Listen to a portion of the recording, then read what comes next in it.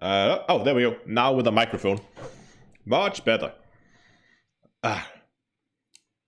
Good evening, everybody, and welcome to tonight's live stream. And tonight we're gonna give the Diamond Cutter its second test flight. Just in case there are some new viewers who have not really followed along for the last couple of live streams. A while back, I did a video on how to hunt NPCs for low temperature diamonds and sell them for a pretty decent profit. I did that in an Anaconda. Decent build, but it had some shortcomings. So I decided to make a new build to try and improve of some of those shortcomings from that initial Anaconda build. And last Tuesday, that thing build got its first test flight. There were a few issues with it. Some of those issues has now been addressed. I'll quickly go over some of the changes that we've made and some of the changes that still needs to be done. There's some small changes that needs to be done. But at least we're going to give it a test run. Going to use the exact same methods last time, same system. We might have to sell in a new location because I think BGS has changed since last Tuesday. Let me just quickly catch up on chat here while the pre-stream was running.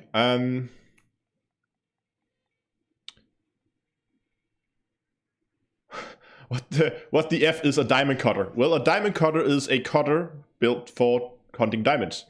And actually, we already got a reply to that.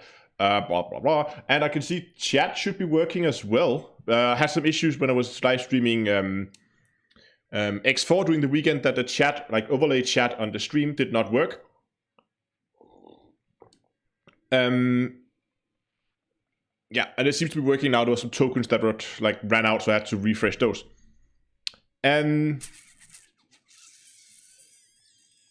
Yeah, okay, let's start by, it seems like everything is up and running, and we also have people joining in over on Twitch, so hello to you guys over there. Okay, let's start by having a quick look. I, on purpose, left the ship here at Jameson's, so we could just go and have a look at the outfittings. We could have done that somewhere closer, but could have, should have, didn't. Okay, outfitting-wise, compared to last time, we're just going to quickly do a rundown of the build, and I'm going to try to focus on the things we've changed since last time. Beam lasers and Seeker missiles still the same as last time. The beam lasers have been engineered now. So as you can see here, we now have a fission and a thermal vent on them. This should help us alleviate in case we have to fire off shield cell banks, which we have on board now. We should at least, unless I messed up the fitting again. This should help us alleviate some of that heat by using thermal vents. So that should work. Seeker missiles here, all medium of course, 4 medium Seeker missiles used in pairs, 2 at a time. And I am planning to change these guys out for Blackhound, not Blackhounds, what are they called? Those, like, drunken missiles. Forgot the name of them. Anyway, they'll come to me in a second. I'll plan to change those out with the drunken missiles at least, and I just don't have access to them yet. Packhounds, thank you, Skorgnum. Packhounds. Yeah, those will be changed out. That's really an optional, but I think it's going to be slightly better because the Packhounds fire so many missiles. Bloodhounds, Blackhounds, Packhounds, yeah. So they're better at penetrating through point defense. Again, it's not really mandatory if we have problems with point defense. We're just going to group all 4 of them together and just fire 4 missiles at the same time. And then we can take out the point defense. Drunk counts. Okay, for utility mounts, of course, we have gotten rid of the manifest scanner in change of having more shield boosters. Again, manifest scanner is something that's nice to have, but not a need to have. I mean, we don't need, in case you don't know, manifest scanners are used to scan the cargo of an enemy ship to figure out how much she actually carries. But we can pretty much guess it from the size of the ship, and we'll just keep stealing from them until they run out. So it's really just a nice to have, not a need to have. And that means we've got an extra shield booster in here, and they have been also engineered, all of them now. So we have 4 heavy duty super capacitor, and we have 4 resistant, and also supercapacitor. So that's a nice spread of hit points, and resistance there. Core internals, pretty standard loadout here. Heavy duty overcharged there. Like, I'm not gonna go through this. This is pretty as standard internals can be. Optional internals wise, 2 cargo racks giving us like 512 tons of cargo. Very nice. The Biweave shield generator has also gotten its engineering modification now, so we have a thermal resistant now to try and level out our resistances. And we have a fast charge to give that very fast recharge of the shields. A fuel scoop. One of the issues with the Anaconda build was we were running out of fuel. So I decided to implement a fuel scoop into the build so that we can get plenty of range and we're not going to run out. 5 collectors here. All these have been lightweighted. You can see here, lightweight. And here we have the before mentioned shield cell bank, just a 5B, nothing fancy, but again we're running a 5B shield cell bank on a 6C Biweave. Pretty good match. When you're running Biweaves, you have fewer hit points, so you can downgrade your shield cell bank without taking too much of a hit. Marcel, we're going to go about what we're going to do. No, we're not going to do mining. We're going to be stealing diamonds from NPCs. I'll show you in a very brief minute here. The second military slot is used for this as the same as last time. Of course, the frameshift interdictor, we have the hatch breaker, and that is pretty much it. Of course, that is as the build is now. This is a test flight. I must stress this is a test flight. So we're going to go and we're going to pirate ourselves some diamonds here. And I already set a destination to our target system. And yes, let's just very quickly run over the ship stats here. You can see jump range 30 light years, not impressive, but it's good enough for what we're doing. Resistances, kinetic at 54 and thermal at 61, so very decent resistance. But without further ado, let's get this ship in the air, or well, not in the air, out in space. Let's see if we can't find some. I have water all over the place. No. Okay, guys. There's a lot of guys in chat that seems to not to be either new to the game or not know what the diamond blood diamond run, or hunting blood diamonds or low temperature diamonds. So basically what you do is we're gonna head. I have a video that goes into a lot more detail with it, so I'm probably just gonna talk you over it as we do it. But very briefly, we're gonna go out to a system that is an anarchy system, and it has a very specific state. We're looking for a agricultural industrial anarchy system. In that system, there should be plenty of mining ships, NPC mining ships spawning, flying around in supercruise. We're going to pull those guys out of supercruise with an interdictor. And then we're going to steal all their cargo. And they often carry a lot of diamonds with them. So we can steal all their cargo and we're going to sell it for profit. We can't steal the actual ship. We're just going to steal the cargo. You are clear of station restrictions. Have a safe journey.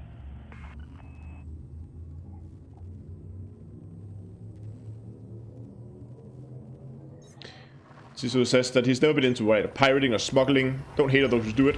I mean, there was a lot of people who were very confused when I posted the original video on how to do this, who thought I was actually hunting players. So just to stress this, so you guys get this, we are not hunting players. We are hunting NPCs. These are non-players, non-playing characters. So there's not like we're gonna ruin somebody's day.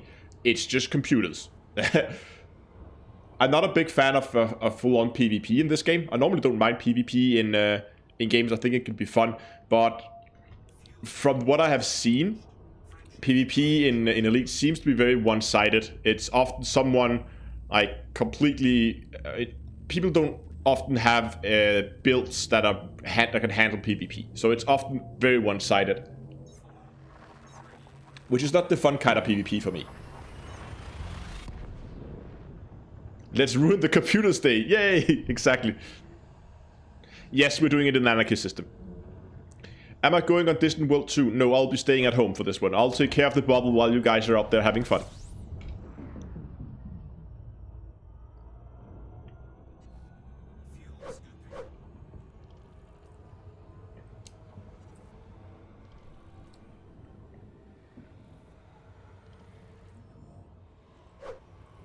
It's not the fastest fuel scoop, but again, it's not really built for traveling this ship. It's just built to be able to get there and then get to the station. Most of our time we're going to be spending in Super Cruise anyway.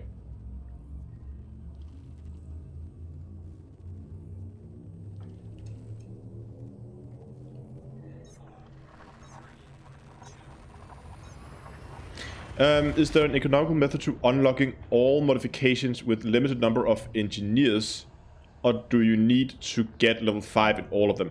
Well,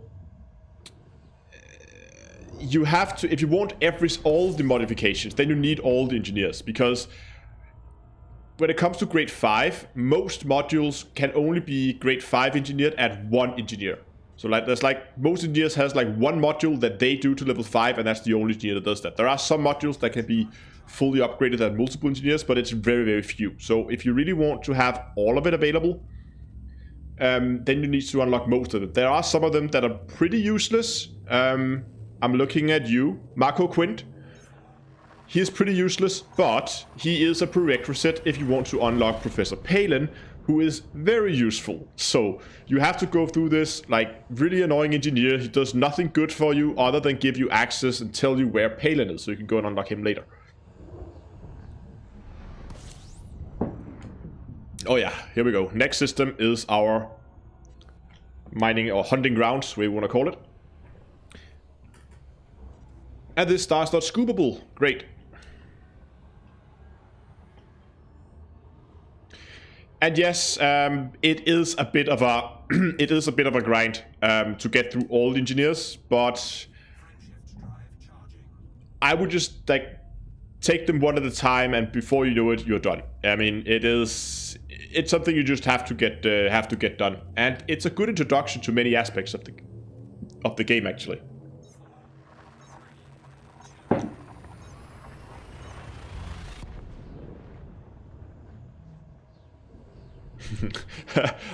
Okay, I maybe have undersaturated that a little bit. It is quite a grind in some cases.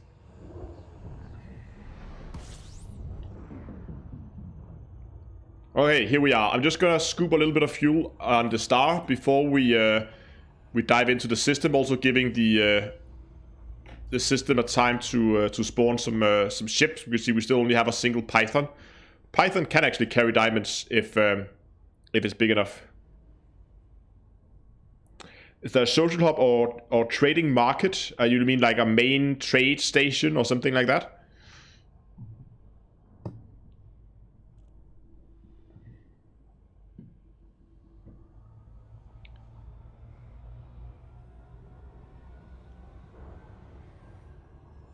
Okay, I think we have enough fuel now. It actually handled that really, really well in terms of heat levels. Okay, we still have only a Python or crate and a few sidewinders. So, as last time, I'm gonna head around 250. Hello, Novacaine. I haven't seen you in a while. And yes, to answer the question on Twitch, yes, there is definitely a trade hub called Shinrata Deshra where we start. You only get access to it once you hit elite in one of the 3 ranks. There are 3 ranks in the game: combat, trading, and exploration. Once you hit elite in one of them, you get access, but there are also other trade hubs that have most items, but that would be the main trade hub. Okay, so one of the sidewinders low-waked. And let's see.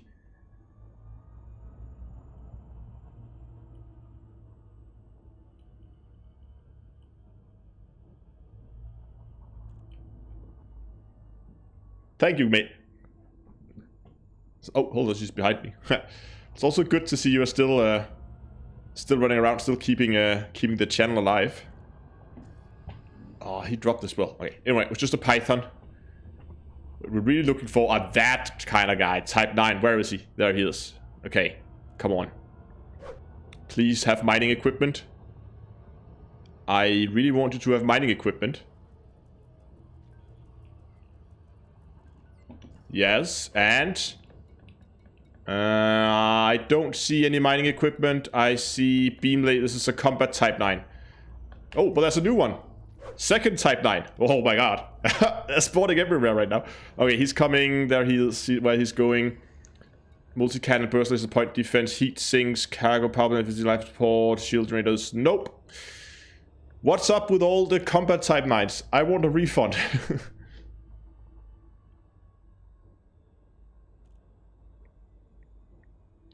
It's not really an MMO. I mean, if you ask the developers, they would say it's an MMO, but if you're trying to get more than 4 players into the same instant at the same time, you're gonna have a bad time. So, if you can play together, but don't expect that you can play together in very large groups at the same time. Oh, Type 6. Where is he? He's also... There's a lot of... all the mining ships are spawning there behind me now. Oh, this is the main problem with this ship. It is heavy. And it doesn't turn very fast. Okay, this guy is flying towards us. He is very close, though. Oh, is he actually gonna... Okay, you know what? I'm gonna get into an intercept course with him. Because he's already so far along his travels that we need to get into position here. No mining equipment either on this guy.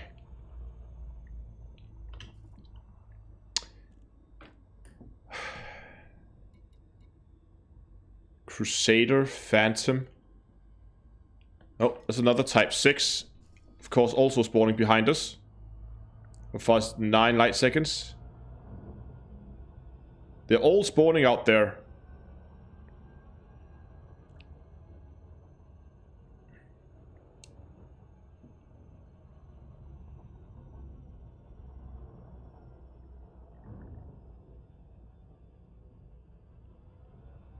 Where is he? Come on. There he is. Okay. Yeah, that's a mining laser. Good. We got ourselves a live one. Let's interdict him. Oh, I hope I forgot to check my fire groups. I hope my fire groups are good. What, his combat rank? He's master. So he's not very not a very competent pilot.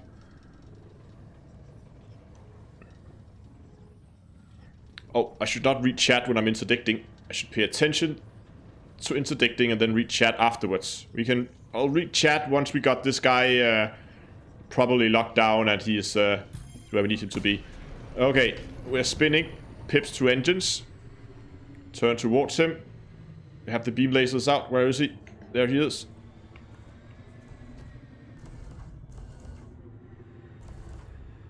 Okay. I think we got him.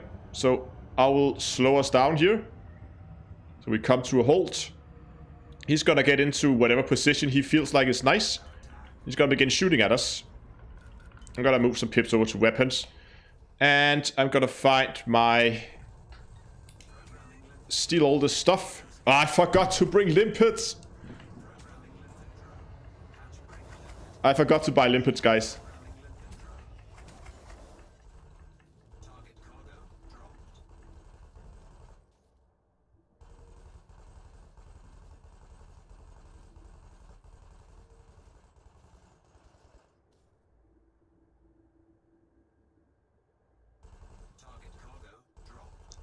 Yeah, okay, there seems to be some problems with YouTube chat. It seems to be disconnecting. Are you guys having troubles? Huh,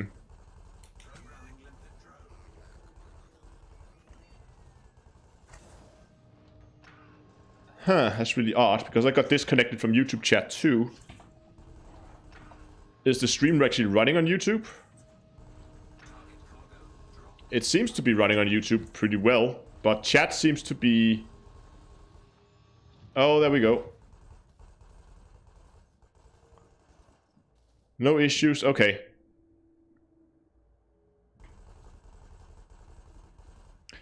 Yeah, I know.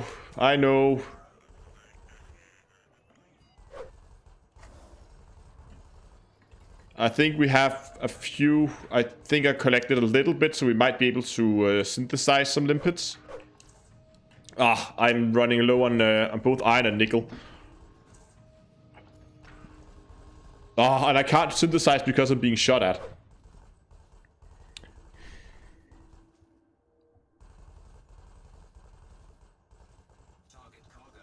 Okay, we're gonna collect as many diamonds as we can off this guy, and then I hope there's a stationing system.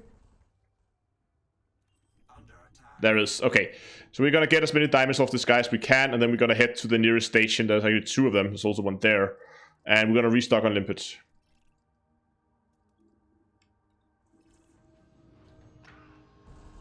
Okay, so that's about as much as we're gonna get out of this guy. Unfortunately, we only got 18. We could probably have got a lot more out of him. So because of that, I'm gonna kill him.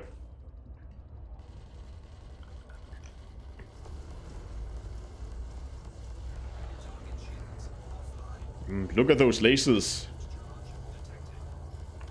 There we go.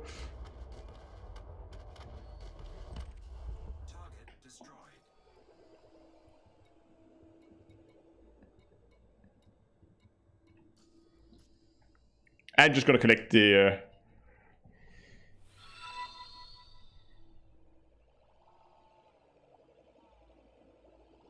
Okay, I've seen people joining here over on Twitch right now. It seems the YouTube chat is up and running again. I managed to do a refresh of it, then it seems to be working. But if we keep having issues, then we will have to sort to...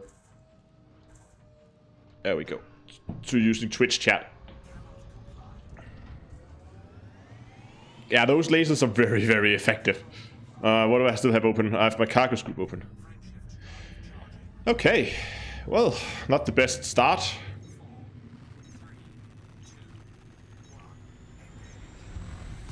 Okay, nearest station is that one. Yeah, okay. So, I don't know what happened.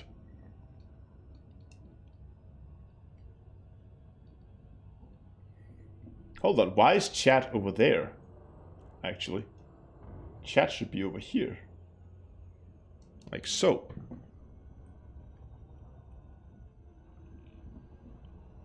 Wait, I got disconnected from chat as well. Let me just see.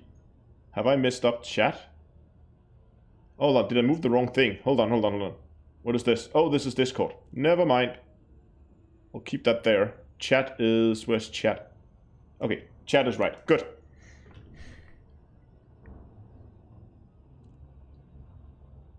Didn't need to end him? No. But here's the trick. Transport ships have a chance to drop pharmaceutical isolators, and pharmaceutical isolators are next to impossible to get your hands on at the moment. So every time I can do anything to give me a small chance to get a pharmaceutical isolator, I'm gonna take it. And killing that type 9, or sorry, type 7, no, 6 even, the chance was small, but still gonna do it.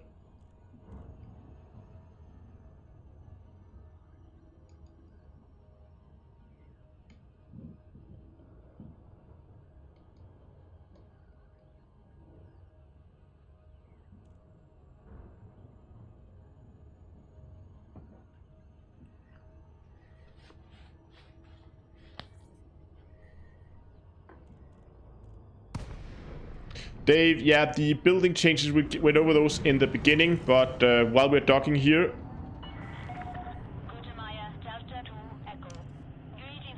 I'm just gonna quickly make a build link for you guys.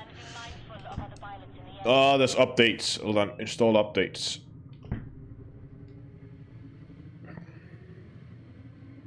We still need to be careful. I mean, even though we are in an anarchy system, we still carry stolen cargo. And if the station discovers, we're dead meat. So I'll keep a very, very long distance to the station here. Then I throttle down. A little bit too late on the throttle there. So throttle down until the throttle is in the middle of the blue. That means that I now have proper thruster control. And with the cutter being such a drifty ship, I'm not gonna go full throttle here. Now we can begin to request docking. There's no one outside the station. There's no reason to silent run. No, no you don't. Move away. Go away. Go away. There we go.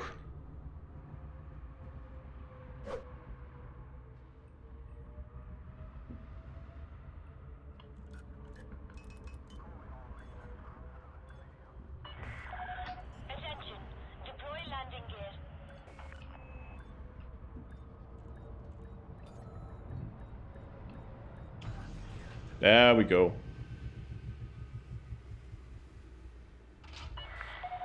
Touchdown confirmed. Commence system shutdown. There's nothing to see here, officer. Move along, yeah.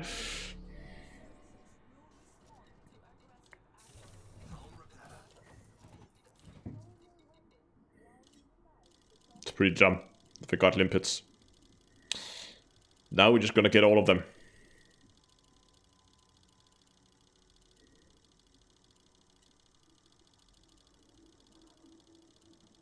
I'm just gonna carry more than I need, because, well, I don't want to end up having to run out of limpets in the middle of all this again. Now, getting out of the station with stolen cargo, that is easy. It's only 18 metric tons of diamonds, I mean. Detach confirmed. Restrict speed until clear of the station perimeter. Just move up until you're finally aligned. You stay inside the hangar until the exit is fairly clear. Are you gonna move, or am I gonna have to overtake you? Okay, good.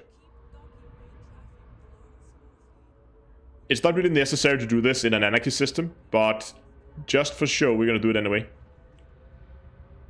So once it's your turn and the exit is clear, he should begin to move fairly soon. I'm gonna move pips over to engines.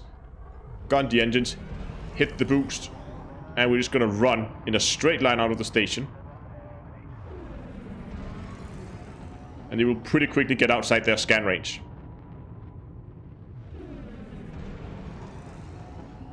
Okay, we're clear of the mass lock. Let's head back into Super Cruise. How far are we from the star? We can't see that now.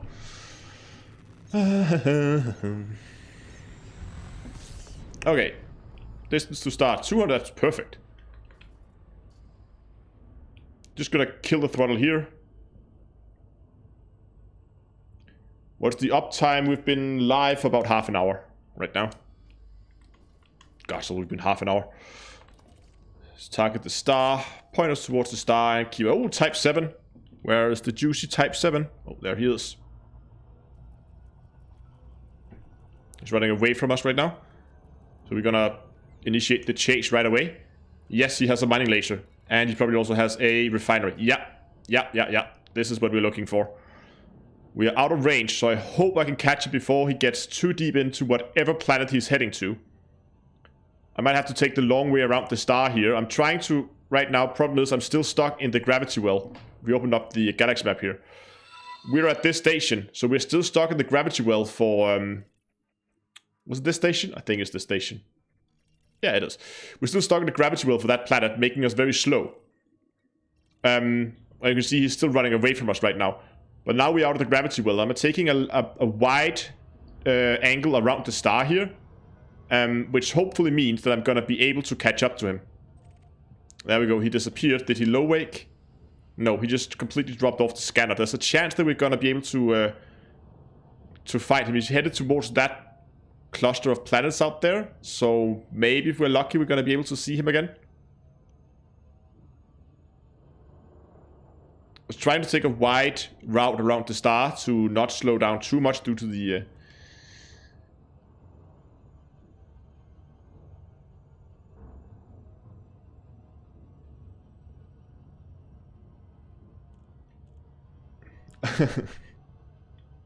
Oh, okay. So, Ray Gaming asked, what's the engineering of my thrusters? They are dirty drive and... Oh, is that him? Is that him? Yes, there he is. We got him. And he's in range. Let's pull him out. Dirty drive... Oh, sorry. Yeah, dirty drive thrusters. And basically the cutter is a very fast ship in a straight line. It maneuvers like a brick. But... if you make the thing go in a straight line, it's quick.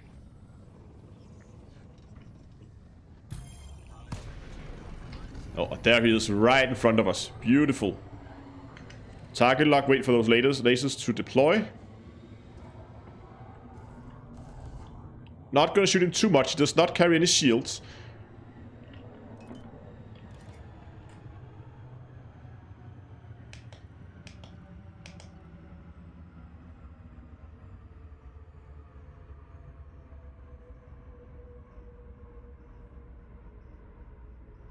Okay, let's see where he's gonna park himself. There we go. Seems like he wants to be behind us. Do I have... Oh, I had head look on. That's why everything was weird. Now we can start.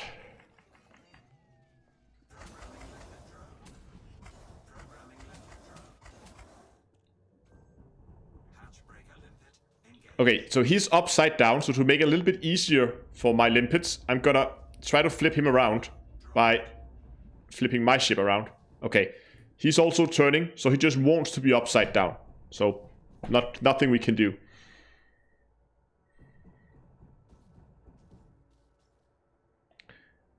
Oh, should we pips over? We can look at his weapons loadout.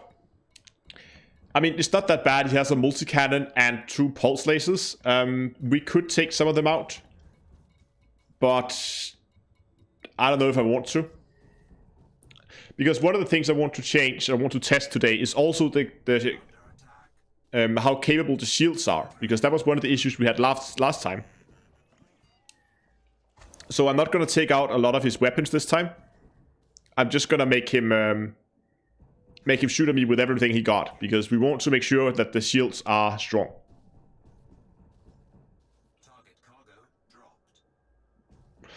Could you use a clipper for this? Yeah, sure. I mean, you could use any ship. You just have to be a little bit more selective with your targets. I mean, if you use a clipper, you might not want to go for the Type 9s, because you're not going to be able to steal all their diamonds anyway. You could still go for them, but don't expect that you're going to be able to steal everything from them.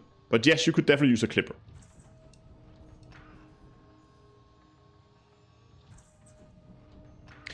Is it only transport ships that drop? No, it's not. Basically, any ship that you would see in a Hashra site mining could potentially be carrying diamonds. It could be all the Type 6, 7, 9s. It can be Asp Scouts, Asp Explorers, Diamondback ships also sometimes carry it.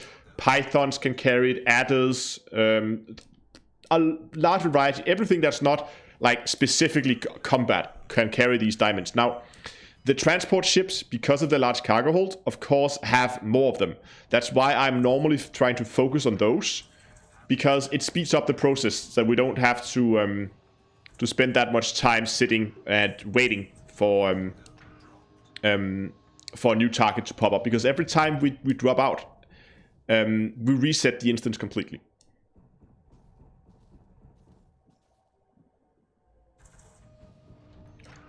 Hey Astro, could you just target his power plant, then he'll be adrift and harmless? Problem is, I don't want him to be adrift.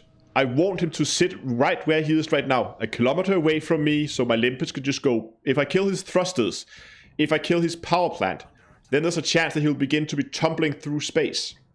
And then I have to chase him down, and I have to try and stop him by bumping into him. It's a mess. So I wouldn't recommend that. And there's also another issue. This guy is mostly harmless. That means his hull is not going to be able to take much of a beating. I took 5% of his hull just tagging him once with my lasers. If we begin to try and penetrate his armor to get into his internal modules, there's a very good chance that I'm going to kill the ship before that I manage to actually drop his internal modules. No, I didn't kill his FSD. I didn't kill anything. His ship is fully functional. He's just sitting there. And if I doing that, trying to kill his internal modules, drop his hull under 50%, he will also begin to run. So you need to be really, really careful when shooting at these guys, because they are very, very easily scared and they will run away. But as long as they think like they have the upper hand, that's why you will always see them place themselves here, like behind you. So he's sitting there and he thinks, I got this guy, I'm behind him, and he can't shoot back at me, I can shoot at him. So he's just going to stay there because he likes to be there. Now, what he doesn't realize is that he's leaking cargo pretty bad, as you can see. And also, this guy was apparently trained in shooting by the stormtroopers, because he can't hit a cutter at a kilometer distance. His lasers are all over the place.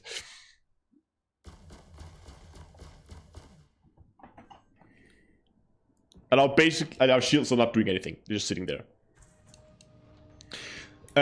This is also why when you look at the weapon loadout of the ship, you can see that I carry beam lasers and I carry seeker missiles. I know the lighting here is pretty bad. It's always extremely bad on the cutter.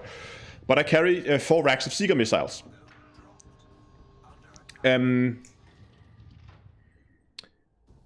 I do that because Seeker missiles, or missiles in general, are very good at killing surface modules. Okay, I should not drop any more right now. There's a lot in space. They're very good at killing surface modules, like hard points and utility mounts. And this is really, really useful if you come up against a larger ship. Are you pirating NPCs? Yes, we are.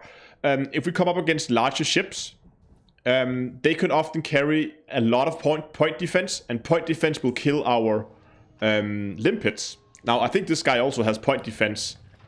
No, he does not. Okay. But sometimes when they have point defense, they use it to shoot down your limpets if they have a high enough combat rank. And of course, that's not what we want, because then we can't collect the diamonds, we can't hack his cargo. So in that case, I would have to target his point defense and take that out with my lasers, because point defense is a surface module. I can target them, and the Seeker missiles will fly straight through them, straight to them, and hopefully destroy them before they manage to destroy all the missiles. And once his point defense is down, and if he has a lot of weapons, if it was a Type 10 that carries a ton of weapons, then I might consider then I would consider going and taking out some of his weapons as well in that process. But normally I don't recommend going and killing all like thrusters and power plants and everything, because you're gonna take down too much of his hull, and you're just gonna end up having a ship tumbling through space, and it's gonna be very difficult. This is easy, and look at the shields, they're holding up very well. What is that overriding symbol? That's my hatchbreaker. I can show it to you here. We're gonna run another hatchbreaker now. So hatchbreaker comes out. There it is. Oh, I need more speed here. It flies over. It attaches itself to his cargo hatch. Right there. You can see it. And once it's done with its hacking, his cargo hatch opens up a little bit, and cargo begins to pop out. There we go. And once it's done with that, eventually he will regain control of his cargo hatch. Like so. The cargo hatch closes, and that's when I should have the next limpet ready, right? So that's the override symbol. I hope that was what you were referring to.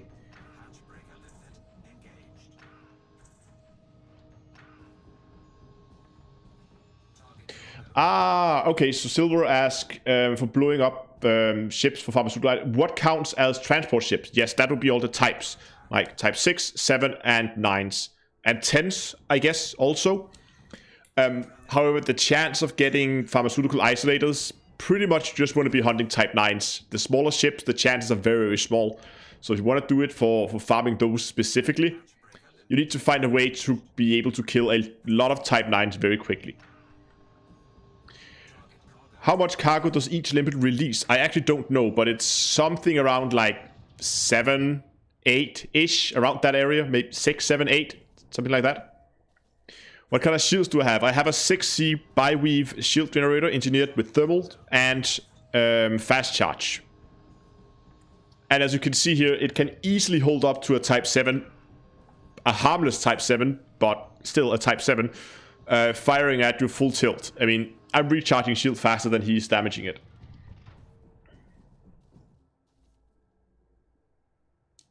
Under attack. Programming limpet drone.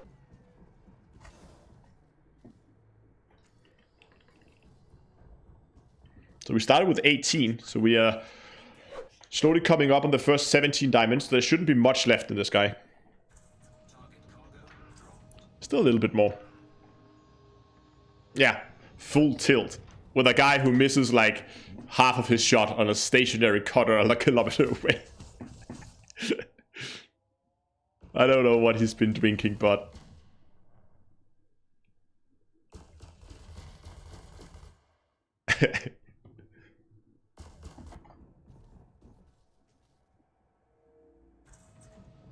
Ooh.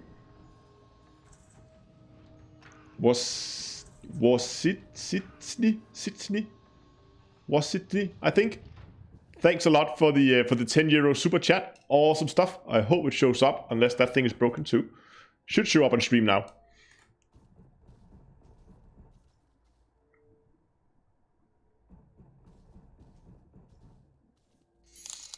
There we go. Awesome stuff. Thank you, man. What is the heat efficiency in the power plant / thrusters? That is, so the heat efficiency in the power plant is how much heat of how many heat units. It doesn't really have War ice stand. Okay. Thank you. It is how many heat units is being generated depending on how much power you use. So the better heat efficiency is, the less heat. So the higher your the lower your heat efficiency number is. It's a little counterintuitive. The lower the heat efficiency number is, the less heat is generated from your thrusters and your power plant, so you don't overheat as easily. Collector limpet expired. Hatch breaker limpet engaged. Target cargo dropped. Target cargo dropped. There's still more cargo. Collector down, so we're going to launch a new one. And this is why you would see, when you look at my modules, now we have plenty of time to sit here and... Can I see my power plant in here anywhere? Shield, beam, seekers. Power distributor, beam lasers, field scoop, life support, collectors, blah, blah, blah. I don't think you can actually see the power plant. Oh, there it is, power plant. You can see here I've got overcharged on the power plant. And then we can't see the special... Oh, did I forget that? Okay, I meant to put thermal spread on this. Did I really forget that? I must have. I did. Okay, so I forgot to put thermal spread, but my idea is to put thermal spread on it because the cutter has a tendency to overheat. I do need the overcharged. Not really, but I do need some of it.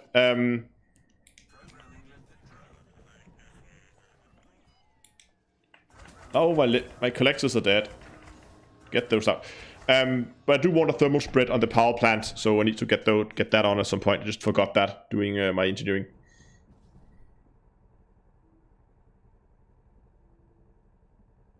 Yeah, I agree. I mean, the fun part here is... What are they doing? Is definitely seeking out the victims. I think the game just froze. Oh, okay. We just have to wait a little bit. What's going on here? Oh, we're back.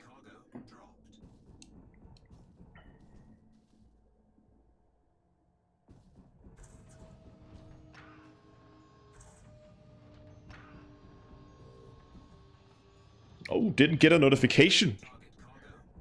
I noticed. Did I even get a notification myself? Ah, yes, I did. I actually got a notification of my own stream. Thank you, phone.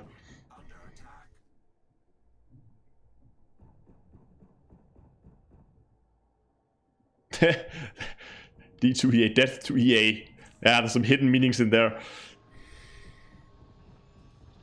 Oh, type 9 with 256 diamonds. Nom nom. Ah, the 50-second freeze that the dev says doesn't happen. Yeah, that's just like 2.8% of people uses the board hop method. Yeah. The elite freezes from sometimes for me as well. It happens for everybody, I think. Or most people.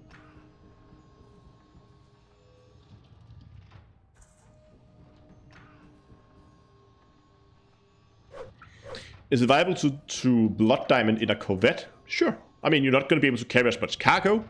But I don't see why not. I like the cutter because it has large cargo and it has a ton of shield. But I can't see why you wouldn't do it in a Corvette.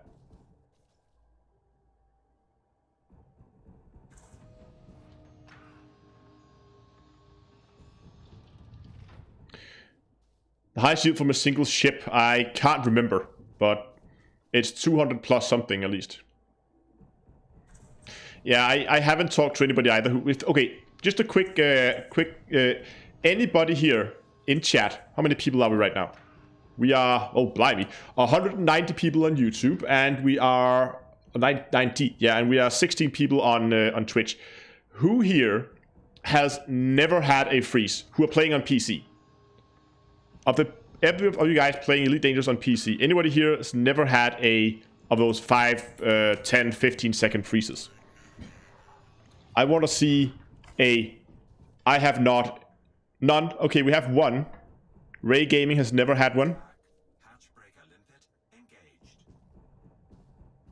It's either freeze or cannot connect. Never. Okay. We have 2 at least. Now we have some that says they have. Okay, we have a few people who don't get them. Programming limpet drone. Never had any freezes. Okay. So there are some out there. Question is... Okay, we could go into do a lot more, like, okay, then we would have to begin to dive into to hardware specs, like, are people running AMD graphics card? Are they running, like, GeForce? Are they running, what kind of GPU are they running? What resolution is the game running at? Are they running with a FreeSync or a G-Sync monitor? All that kind of, like, crap we would have to try and collect in order to figure out what it is, because I have a sneaky suspicion it's a hardware thing. If not, then it might be a mission server thing. Also very, very likely. Under attack.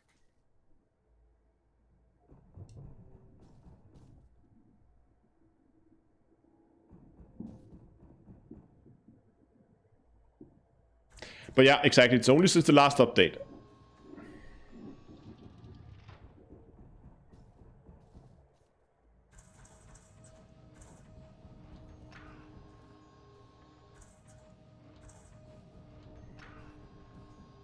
Okay, and we have people over on Twitch saying that they also had it on Xbox. So it's okay. If they also have it on Xbox, then it's not a hardware thing.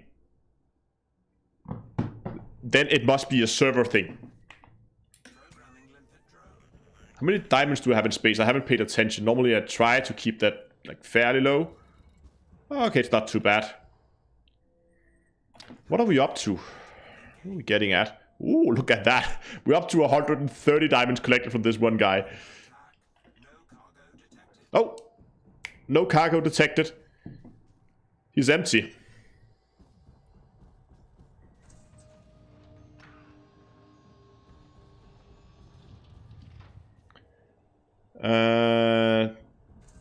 Dark says, I can't talk to anyone because it's always get a connection error. Are you running a VPN? Because I was trying out, I think it was it NordVPN? And after I installed NordVPN, I couldn't get a connection to the communication servers in Elite. Uninstalled it, everything was running smoothly. So if you're running a VPN, maybe that has something to do with it.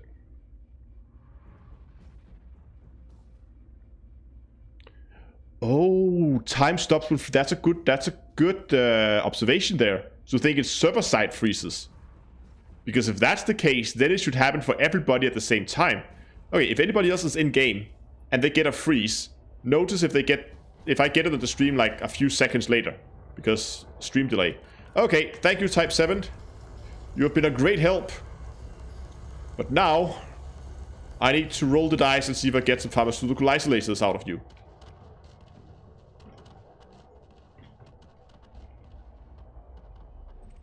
Boom. What did he carry? Oh, it's another lab to chemical manipulators, at least.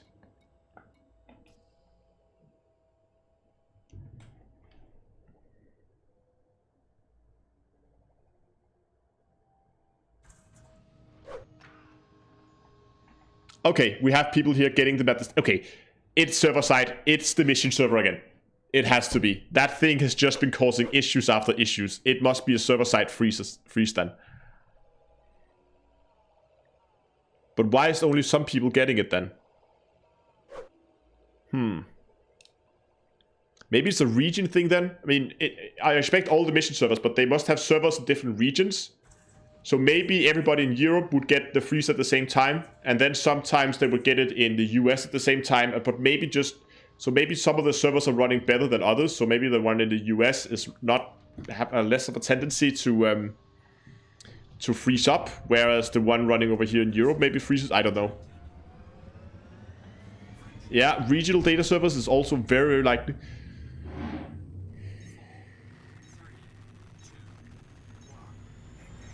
Oh, you're in the US. There, okay, that's that theory out of the window then. Ooh, Anaconda. Ooh, don't see those in space too often. Hello, Anaconda. What do you... Oh, I already had the interdict already. What are you carrying? Is this a mining Anaconda? Nope. Nope, it's not. It's a pirate.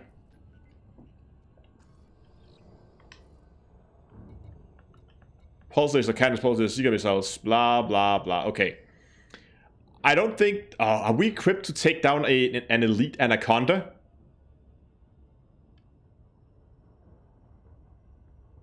No, look in chat. This guy says... There we go. Fur guy.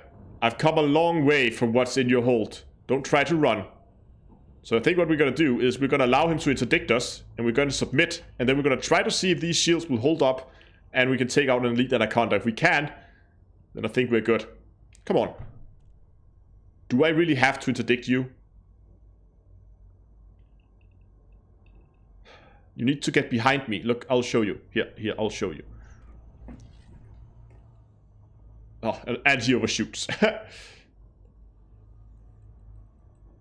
Don't I have shields from here to Sunday? No, I'm only running size 6 bi-weave shields on this thing. Look at my shield hit points.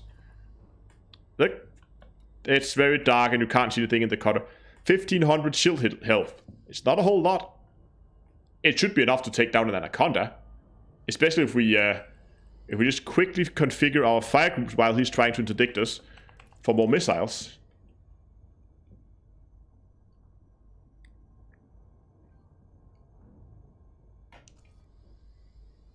Problem is, now we have an Anaconda chasing us. Haha, thanks for the €5. I say you can do it. Okay, we have to do it now. If he's not gonna interdict us, there we go. There's interdiction. I'm going to submit. And we're gonna get that fire group ready. Yeah, he instantly opens fire on us. Oh, shield's already taking damage. Come on. Oh, I forgot to deploy my weapons. Such a noob.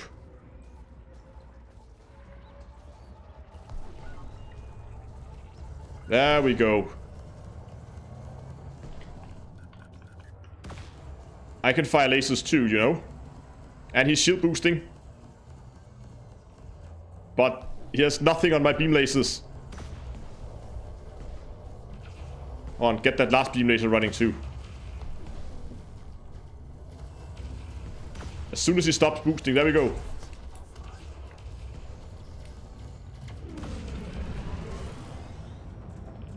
Oh. I forget bi-weaves don't handle bumping too much.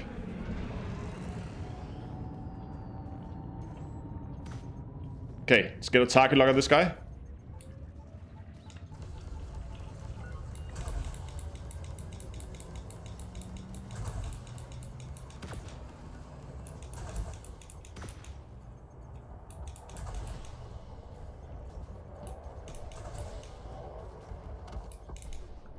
Oh, pips to shields here.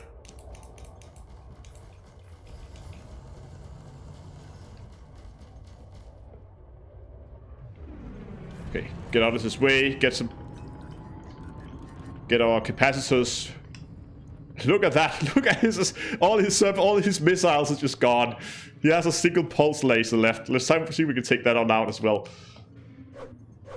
And now that we got some distance, we can put pips back into shields.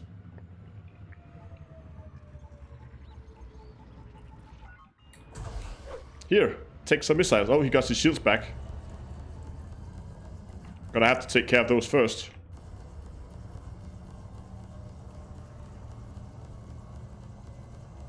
And he's shield boosting again. I'm gonna try to keep my distance to him, because if we get too close... we're not gonna be able to keep all the lasers on him like now. He's beginning to get, so we're gonna actually put this thing in reverse. Need to keep that huge beam laser on him. And as many of the other lasers as I can.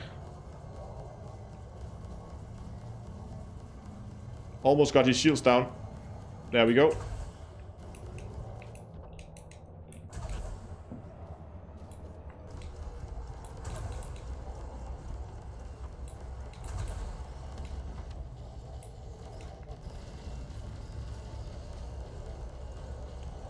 But at this point, he only has a single laser, so we are recharging this so fast.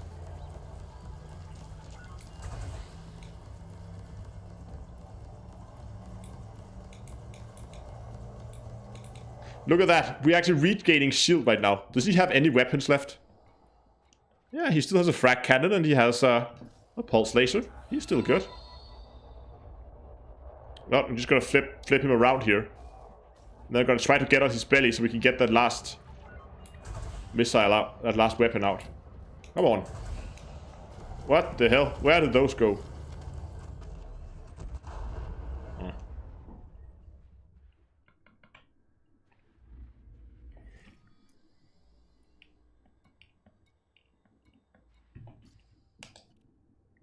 Programming Lincoln drone. Programming Lincoln drone. Cargo scoop deployed.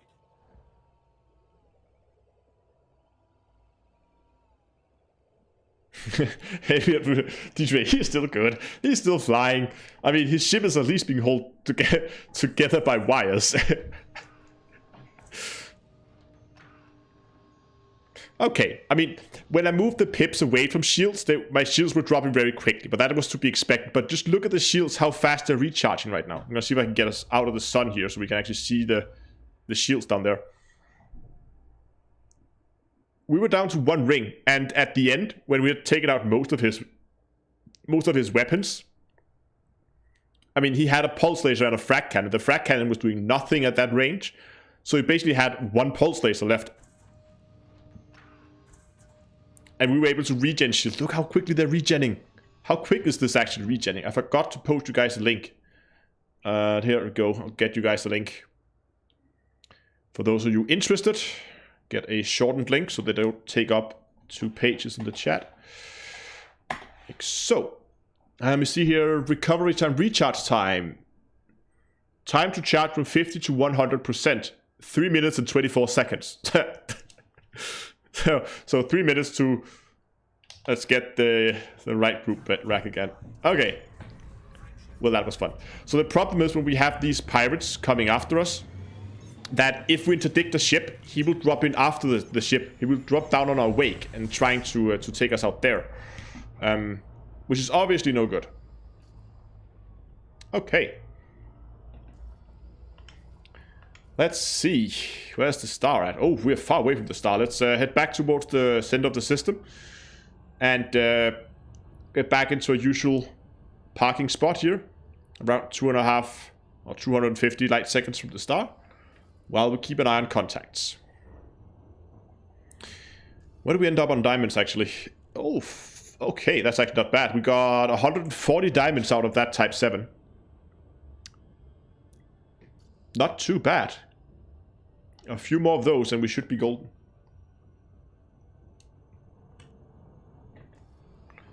I think I saw a ship there for a second.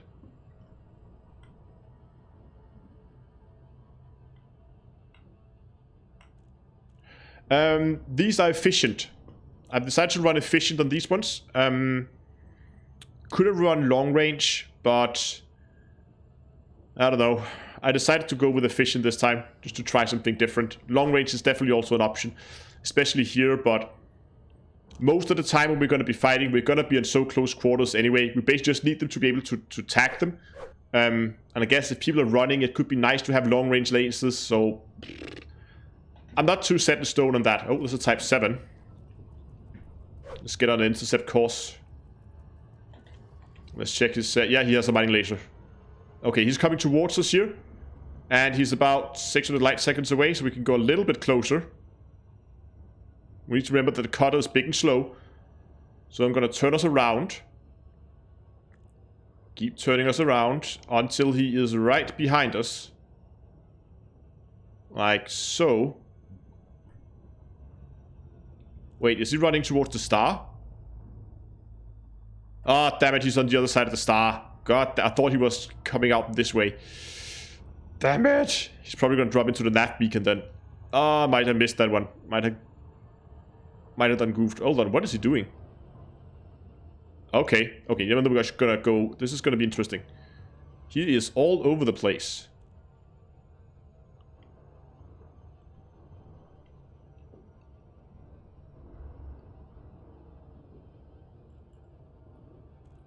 Need to get around behind this guy.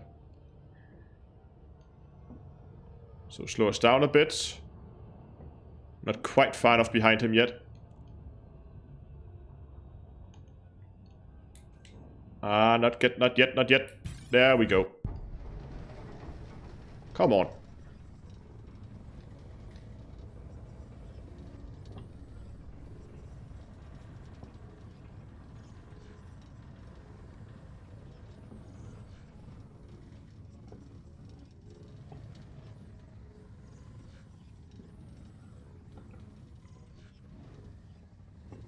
Got him.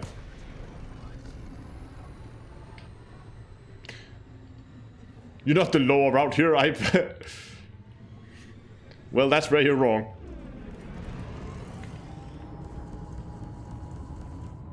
Okay, what do we got? Still a mostly harmless pilot. This time he has actually shields, so... That's an improvement.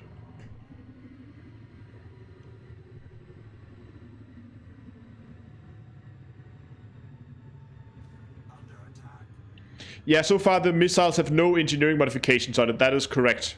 And that's because I'm planning to change them out with pack hounds. But I would, when you're engineering them, I would probably go with something like ammo capacity or something like that. Keep up the good work. Thank you, Green Demon, for the 10 euro donation. That is awesome. D2EA law. Oh, hold on. What are we doing here? Let's get into hatch breaking mode here.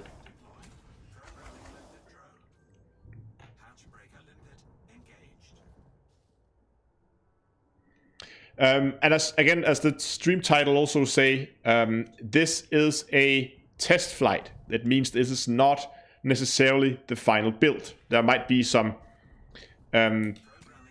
places here and there where I need to do some alterations to the build. Okay, I do have thermal spread on the power plant. Good.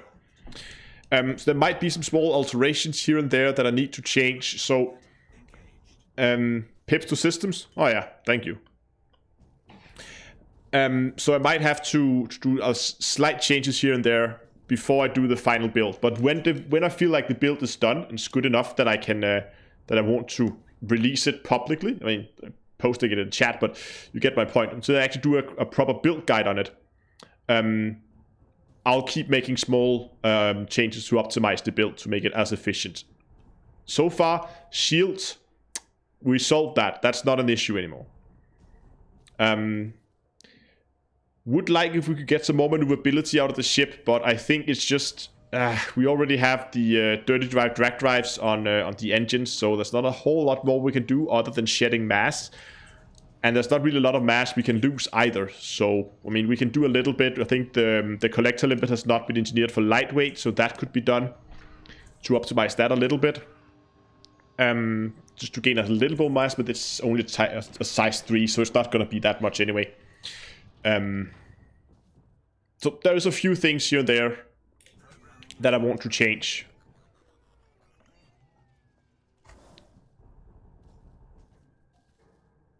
You can engineer pack hounds.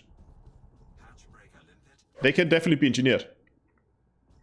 And if pack hounds are so much better, for what we're doing here, yes. See, what the main purpose of pack hounds, or the missiles here, is to take out point defense. If in case the ship has point defense, we need to be able to take it out. And when you're firing pack hounds, you fire a ton of missiles at the same time. Meaning you have an easier time getting some of the missiles through to the actual module. They're not going to be shut down as easily. So that is why pack hounds are useful in this case. It's not necessarily because of what people normally use pack hounds for. Look at him in chat. You're not so tough. Well, how are you doing on those shields, mate?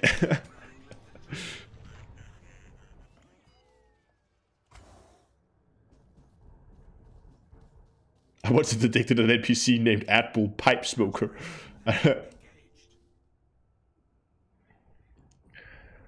Stats of the shields. You have them here. I have around 1500 shield hit points. 54 on the kinetic, 61 on thermal, and 68 on explosive. And then, of course, we have fast charge. I don't know if that's shown here. It's not. So we recharge those, is it 4 hit points a second on the shields.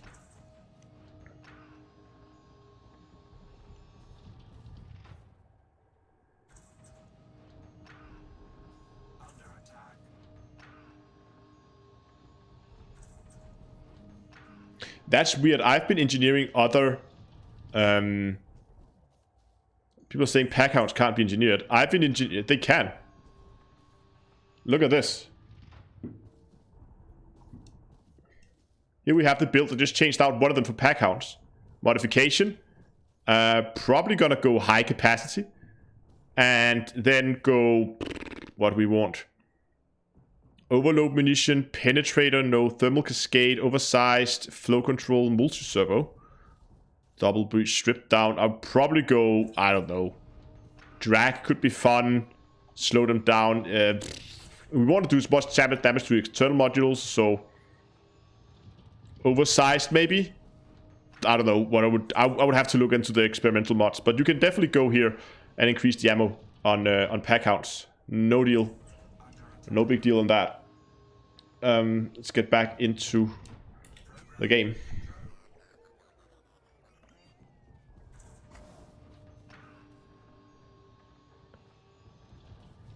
I'm pretty sure all can, yeah? Great work. Oh. Solby, thanks a lot for the 20€ donation. Awesome. Thank you very much. Wow. People are really generous tonight. Oh, wow, I'm way behind on diamond here. Let's get some hatch breakers out. Overriding.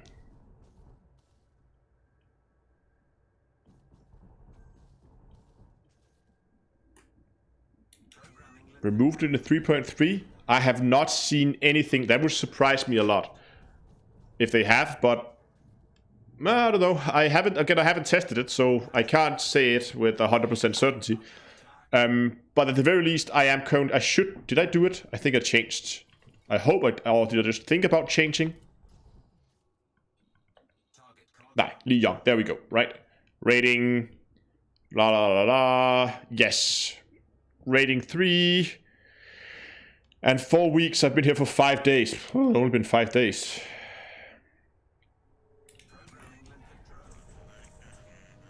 Okay, some people here have modded, so they can still. I would be surprised if they remove that. That would be really, really weird.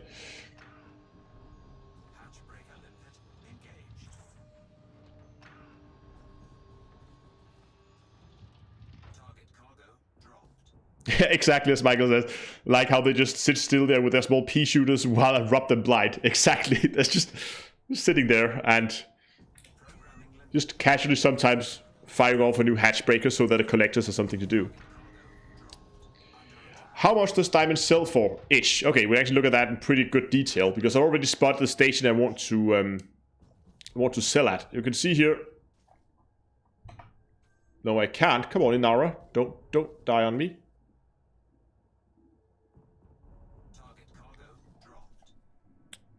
Okay, here we go. I got it. Yes, here we go. Here we have Inara, and this is the station I'm planning to sell on. And we can see here low temperature diamonds are... what is that?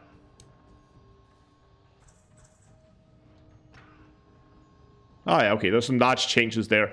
Here we have low temperature diamonds. And we can see what the sell price is here. But remember that this is the normal prices. So I'm just going to get quickly in game here. Fire off a new new hatch breaker. that we're only going to be selling at 75% because we're going to be selling stolen goods to the black market. So we can take that and multiply it like so, and we can see we're going to get a sell price of 556,000 credits. And if we look in game at our cargo hold, I have a total cargo hold of 512, so I can take that and multiply it by 512 tons, giving my cargo hold a total value, if I fill it up completely, of 274 million credits when I sell to the black market. That should be our gain from selling one cargo hold full of diamonds. Once we are full, of course. But we're almost halfway there, so...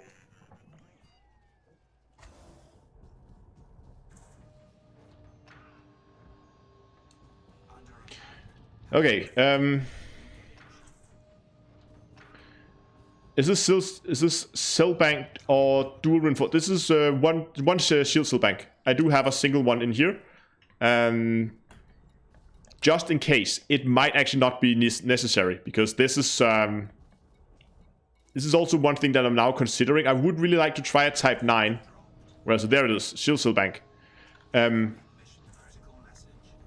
I would like to see if we could be lucky and get a mining Type 9, hopefully with a good combat rating, so we could really see worst case scenario. You can see here now, this guy has actually managed to chew through half a ring now.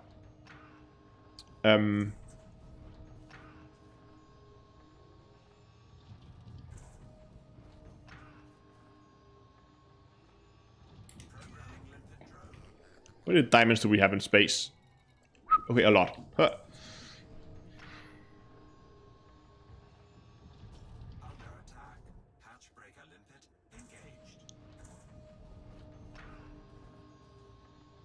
Oh, sorry, Neo, I didn't see that. Does and also the question with long jump range, I need to answer that as well.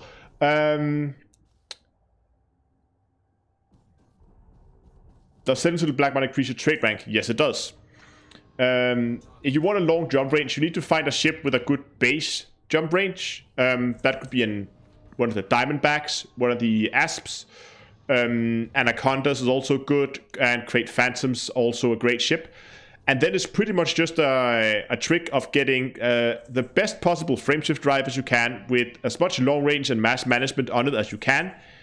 And then everything else just get as light as you possibly can. Lightweight engineering, derating the modules, because derating also always the lightest. Under-specking where you can, so that you get smaller modules if you can get it. That's just getting the ship as light as possible.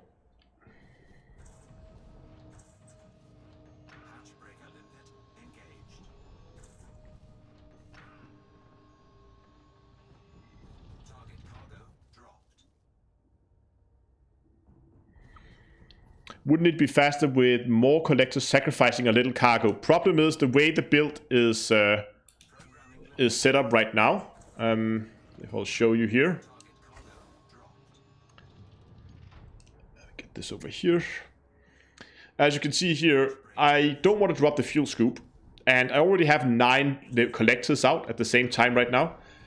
If I were to drop a cargo rack, I would have to halve my cargo. And that's definitely not worth it. And I can't switch out the shield cell bank or the guardian reinforcement packs because they are military slots.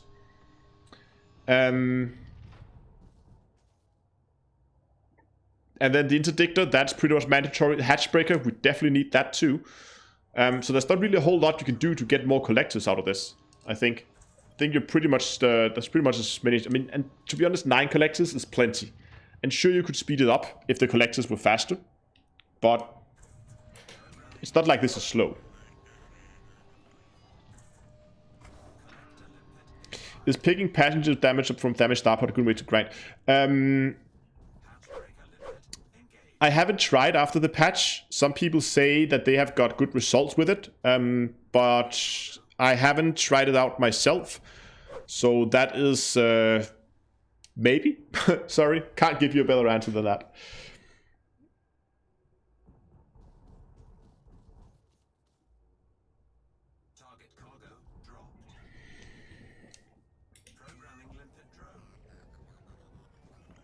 What are the limpets doing?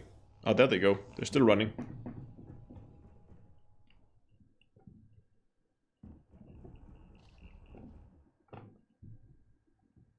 Oh, they're dead. Oh, my collector limpets are dead. They expired.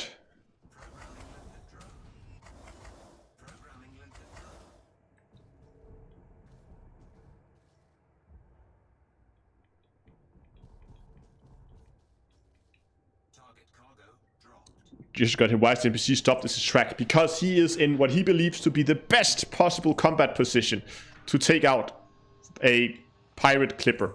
Or cut, no, cutter. Not a clipper, it's a cutter. Always get those mixed up. So he still has all his modules. Nothing is damaged. Not on purpose, at least.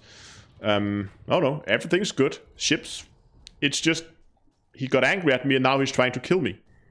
He's doing his level best, which is not very good.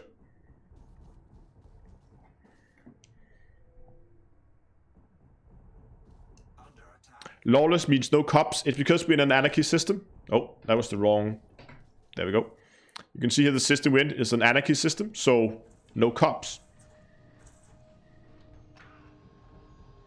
Are these military slots locked to specific modules in the game?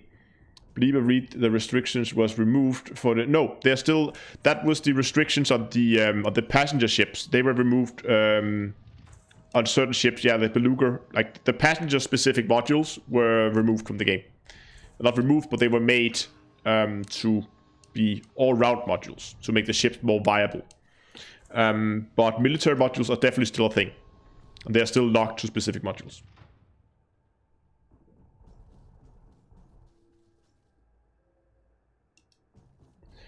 Can anyone elaborate on the passenger grind from damage station? So you go to the map, you find a damage station, which is all of these. Or does it have to be under attack? I think it might have to be under attack, actually.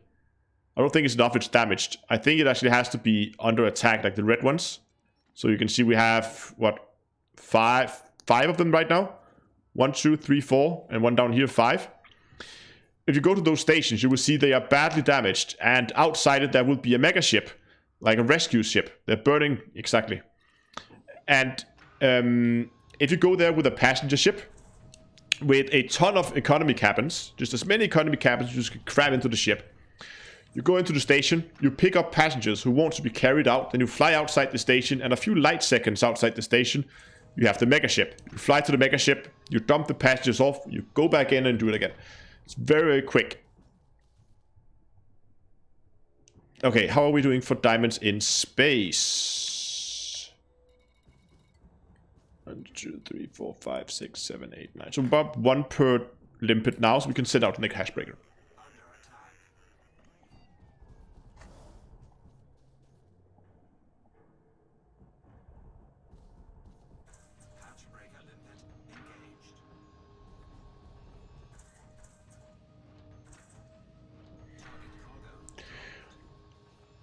But again, I must say with the passenger mission thing there, I have not confirmed this. I've not tried this myself after the patch, so I cannot confirm if it's actually working.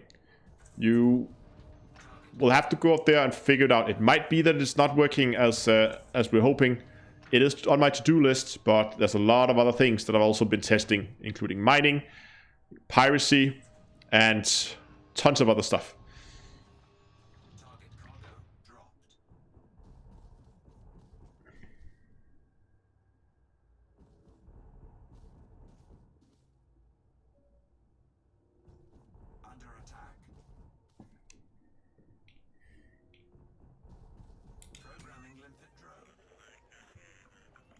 Hey, he actually managed to drop a ring, it seems.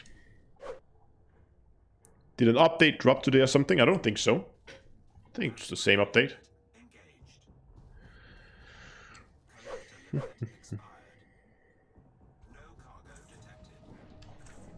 Oh, no cargo detected. That means we need to collect the last diamonds. What are we up to off? We should be like 2. Wow, we're almost up at 500 now. Oh, sorry, 300.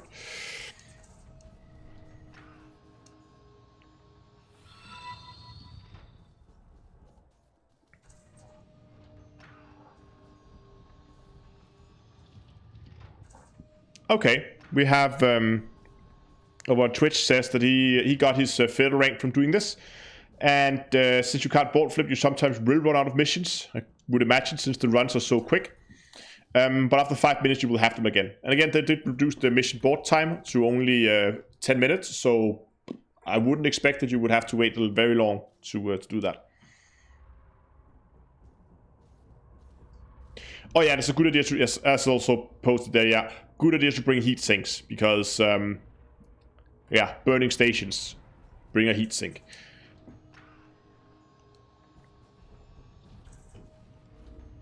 Okay, I'm gonna begin to turn the ship in place. What? Hey, hold on. Cargo holds maximum capacity. We need to get rid of some limpets then. Let's get rid of, I don't know, 50. 50 should be good.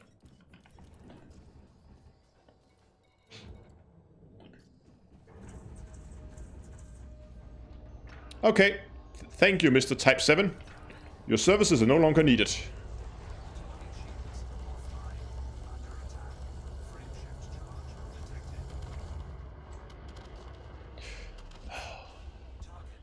How nice of him to die right in front of me.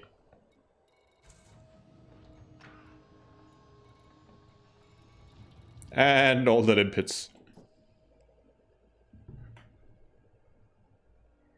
Collector limpet expired.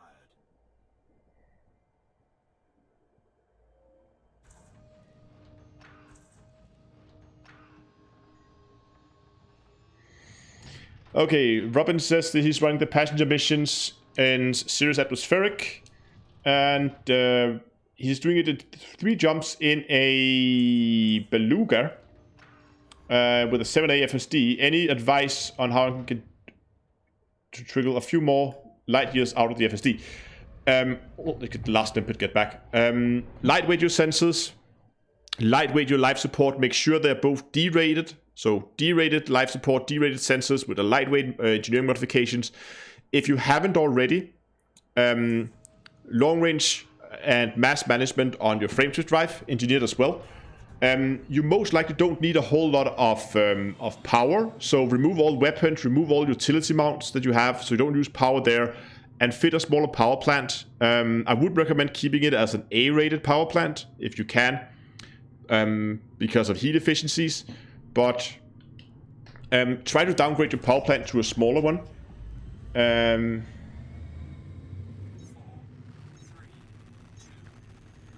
yes, if you're really pressed for it, you can remove a cabin to put in a Guardian FSD booster. That is a little bit, I wouldn't call it cheating, but if you can get it in other ways, then do that, because you don't want to sacrifice your internals, because that's where you're making your money on your cabins. But you can sacrifice one of the smaller cabins and put in a frameshift drive interdictor to make you run a little faster. It might actually outweigh it. Do you know the best system for Empire rank? Hold on, I need to pay attention to... talking about Beluga liners. That depends. There was... I can't remember the name of the system. There was this system that did a ton of good.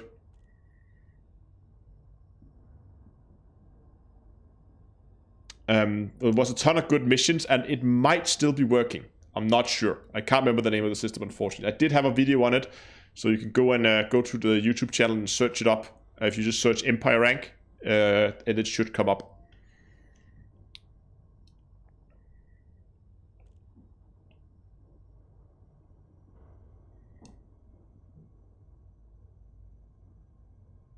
Yeah, okay. We have people posting their systems here, both on YouTube and on Twitch. Thank you, guys. Crates and eagles. This is not what we're looking for. Where do we actually end up, diamond-wise? Almost 300 diamonds. So 1 type 9 and we're good. Not just for fun. I'm gonna scan the Beluga. Nah, didn't think so. Tap hole.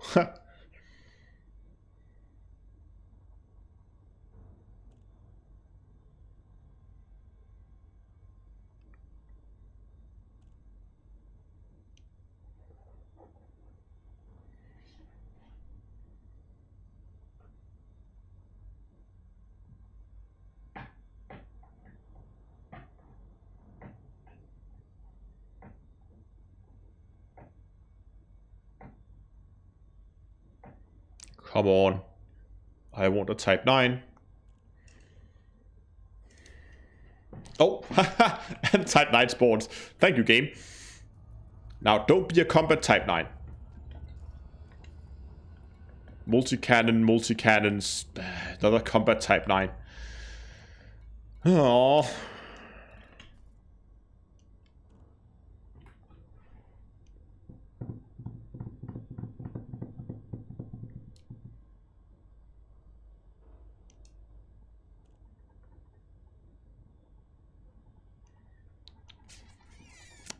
Come on. We could go for something like, we have an asp here that could carry like a decent amount, but I would much rather wait for something bigger. Let the small fish go for now and go for the big ones.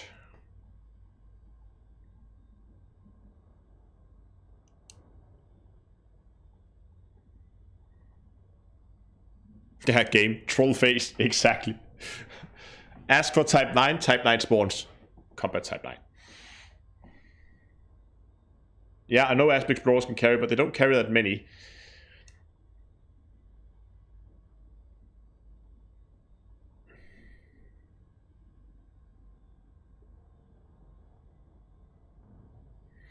The real ask over on Twitch, if I have a link where I link to my builds. I'm liking this cutter build. Yes, this is a test flight, and as soon as I am happy with it, I can post you the link to the current version of the build. But keep in mind that this is a half-finished build that that I will change. I have a few things that I might want to change on it once I'm done testing it. Posting on YouTube and on Twitch. So you can have a look, you can see the build as it is right now, but again, this is a test flight, and I will do changes to it. So stay tuned to the YouTube channel. I will post over there once I'm happy with it, once it's done.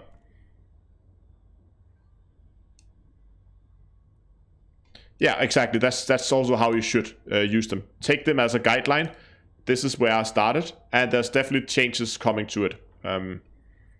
Not so sure if I want to keep that shield cell bank. And if I don't have the shield cell bank, then I could change up the laser special mods too. Because suddenly we wouldn't really need the thermal vents. But on the other hand, it's a nice safety thing to have. I mean, that Type 7 did manage to get one ring down.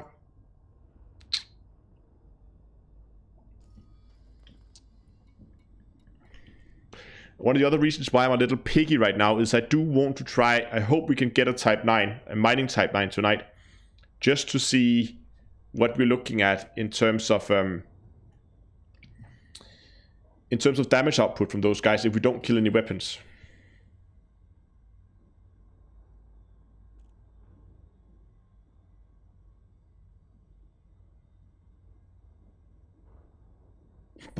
Adam says, my friend says mining is bust right now. That he can make like 200 million in a couple of hours, but don't want to because it feels like an exploit. Well, Frontier has confirmed that that is working as they intended it to. So it can feel as much of an exploit. I mean, if you don't feel like it feels right, then he shouldn't do it. Just saying that Frontier has confirmed that yes, this is in fact as it should be. From America or England? Oh, neither. I'm Danish.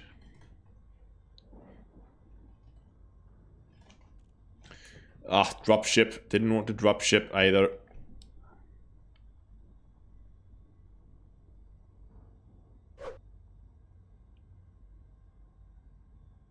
Yes, that's right. The trick with the abrasion blasters, dual abrasion branches, that is a bug, and that will be fixed. But the high payout, like the 1.6 million payout on void opals, that's not a bug. That is as intended. No, I'm not joining Distant World 2. I am staying home and taking care of the bubble for you guys.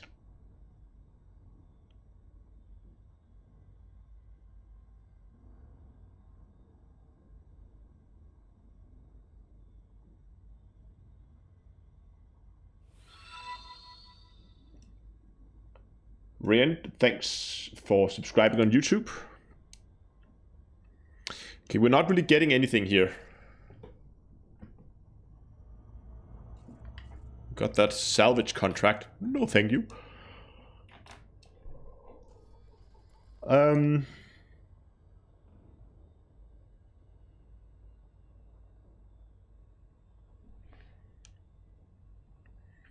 If you're using the restream chat bot, relay bait. Oh, they made a relay thing.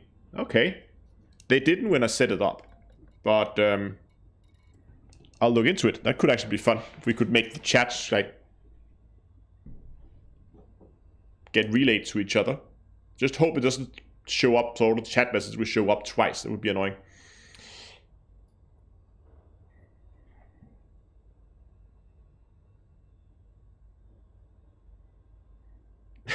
Taking care of the bubble. Like, collector limiting, everything not nailed down. Yeah, something like that.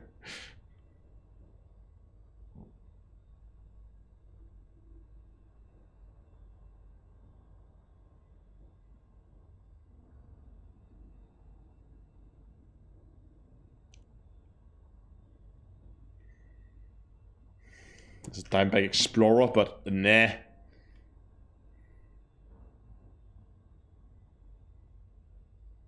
Does not rechat them. Oh, okay.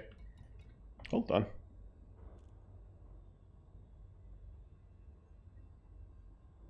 Just gonna keep half an eye on this. I'm just gonna see if I can actually.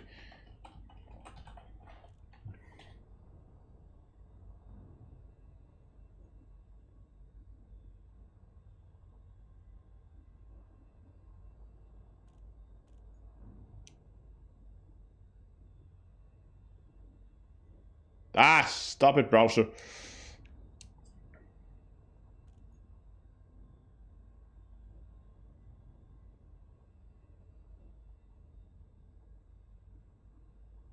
We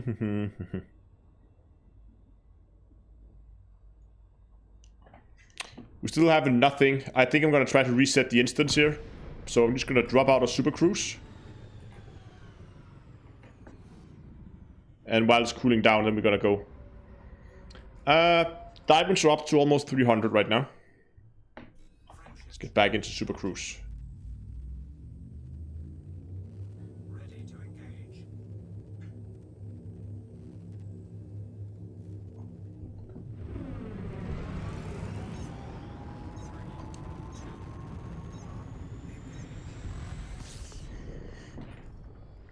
Okay, let's see if we have a little bit more luck this time.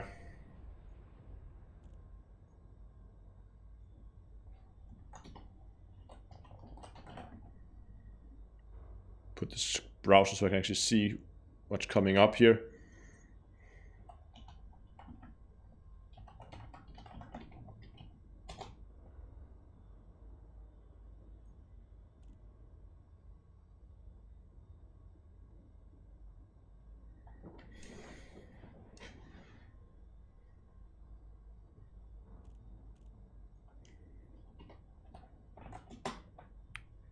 What is that? Wait, is that a guy trying to interdict us? Yeah. We got ourselves a Fer-lance who wants to fight us. Okay. We'll let him do it. I will allow this.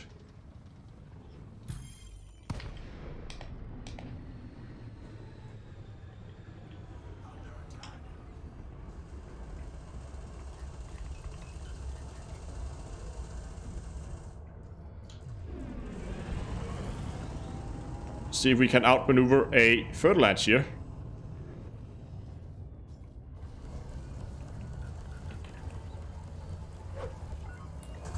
Gonna get some. I know it's a little pointless firing missiles as his shields, but he's firing multi-cannons at mine, so why not? Now we can fire missiles.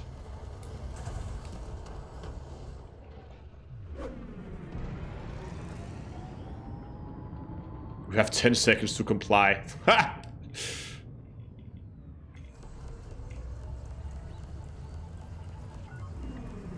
Hey, where are you going? Come back here.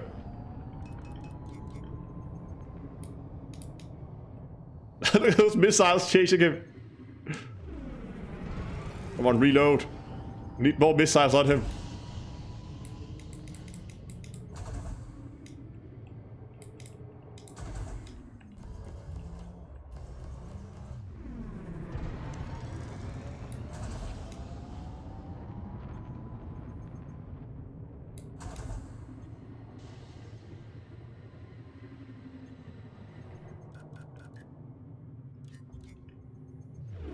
We're running out of missiles. This can all stop if you... He's the one running away, and you're still demanding cargo.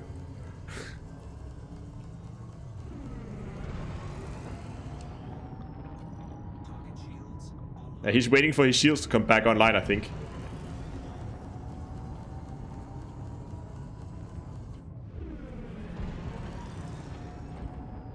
Bah.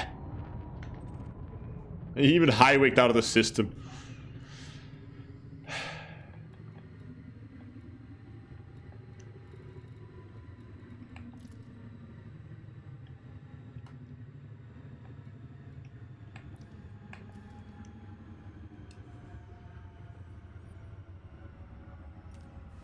Weapons rearmed.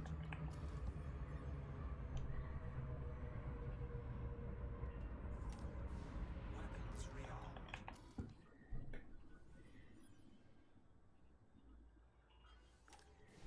Weapons rearmed.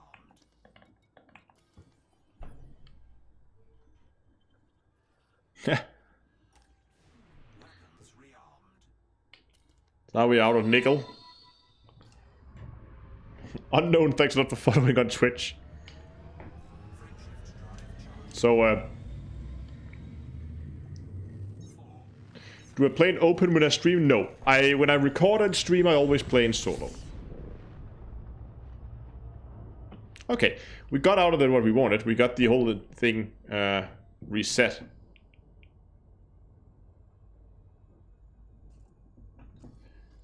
So let's see if we got something. Yeah, drag munition might have done it.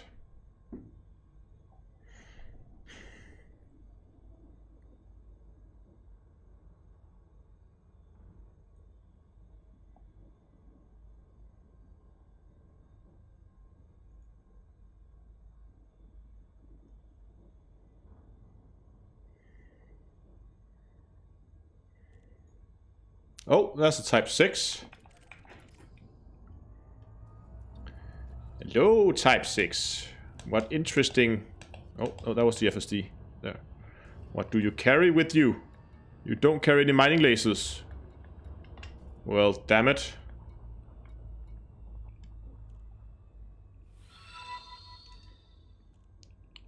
Saltzman, thanks a lot for the follow on Twitch. Yes, I'm in solo right now.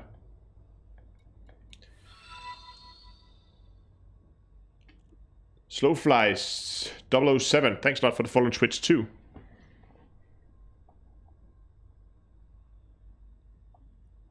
No, I'm not pirating players, I'm pirating NPCs, that's the whole point. Snowfly, you're very welcome. And welcome back.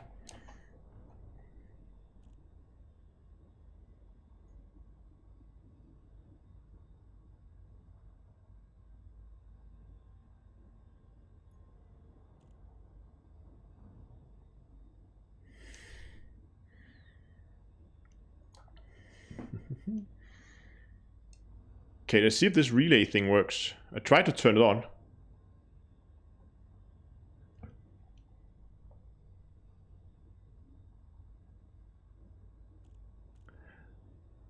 Where do you stream when you go together with viewers?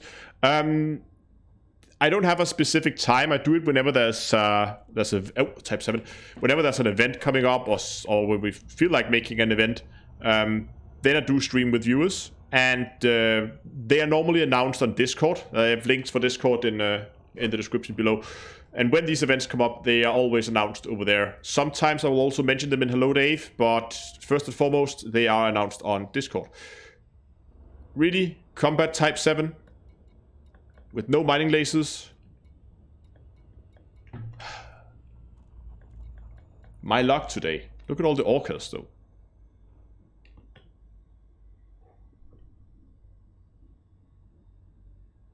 Yeah, exactly, Poofer. I played solo. I'm pirating players. No, I am still not going to Distant World 2. I will still be taking care of the bubble. Sorry, it's just been asked a ton of times tonight. So, of course, if you just joined, you wouldn't know. Oh, we have Cobra Mark 4s here.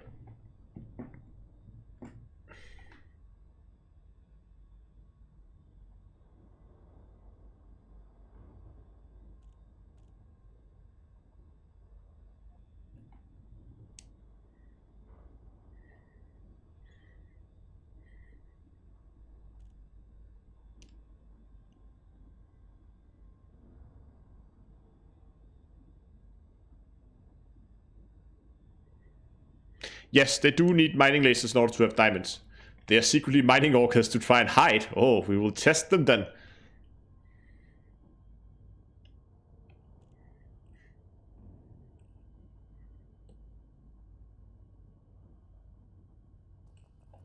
I hided out the orcas to get all the orcas. No. Oh, but that's a type 7 behind me.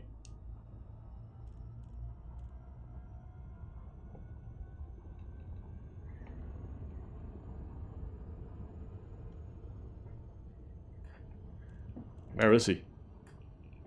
Where did he go? Did he drop? Don't tell me he dropped.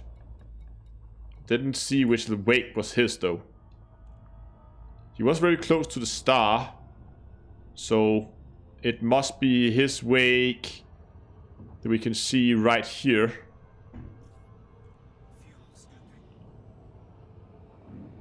Where is it? Fuel scope disengaged. Oh, now there are 2 wakes here. And I don't know which one is his. Okay, I'm just gonna abandon it.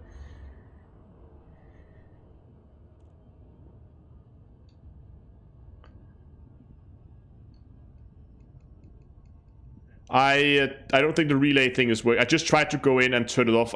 Or turn it on.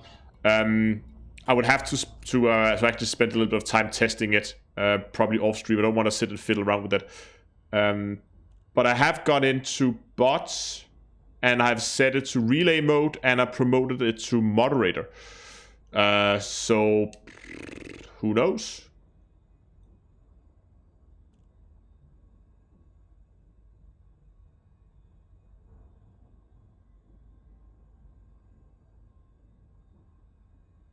Oh, type 9, type 9, type 9, type 9. Don't let him get away. Yeah, he might have dropped at the nav beacon. But again, if we're going to drop at the nav beacon, we are going to have our work cut out for us keeping the shields alive. Okay. Good. He's flying straight towards us. That's good. He carries a mining laser. Look at that. And his combat rank is competent. Okay. Not that good. Thanks a lot for the subscription on YouTube. We have ourselves a target. And this one is most likely going to fill up our cargo hold. We just need just over 200 diamonds, so this one should be the last one. And then we have a full cargo hold. I'm gonna slow us down as we move in behind him. Beautiful, look at that. And now comes the real test of this ship and its shields. Can we withstand a Type 9? And I'm on purpose, I'm not gonna kill his weapons. I'm gonna try not to kill his weapons. If he has point defense, I might take that out.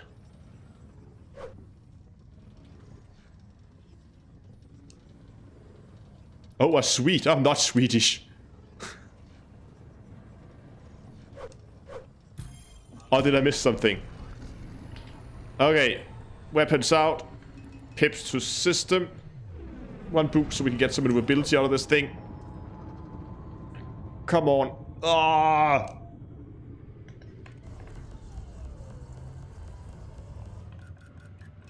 Okay, he turns and fights. Good. Does he carry point defense? He carries no point defense. That's perfect. So we're gonna get into straight into hatch breaking mode. I sound German.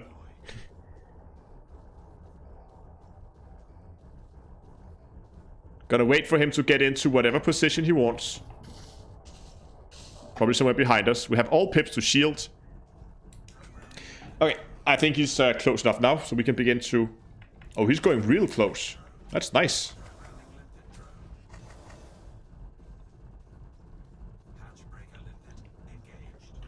So let's see what these shields can do. How many weapons does he carry? Pulse lasers. 2 pulse lasers and a multi-cannon. 3 pulse lasers and a multi-cannon. So look how quick our shields are dropping now. This is one of those cases where we might actually have to go and take down his weapons, because we have to sit here for a very, very long time. And he's almost dropped the full ring. He's like half a ring down now. So I think we will have to go over and do something about those pulse lasers.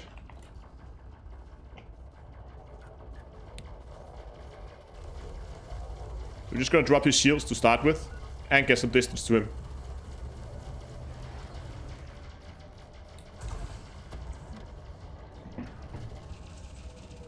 That's one pulse laser down.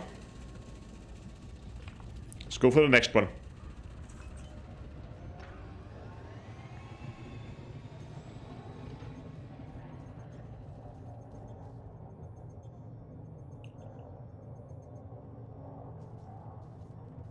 Come on.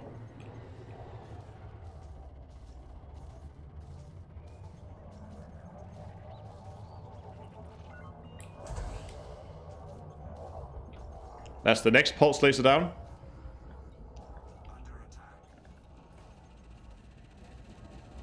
Okay. His multi-cannon has not taken any damage. But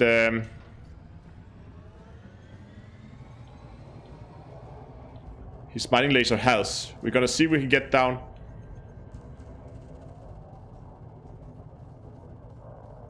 Is he really strafing us right now? There we go. Now we got him. No, come on. Don't get too close. Keep some distance.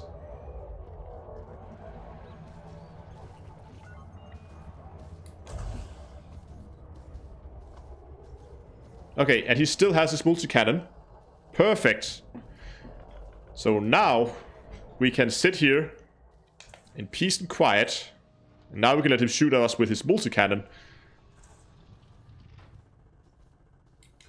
while he's doing his thing. Turtle duel, yeah.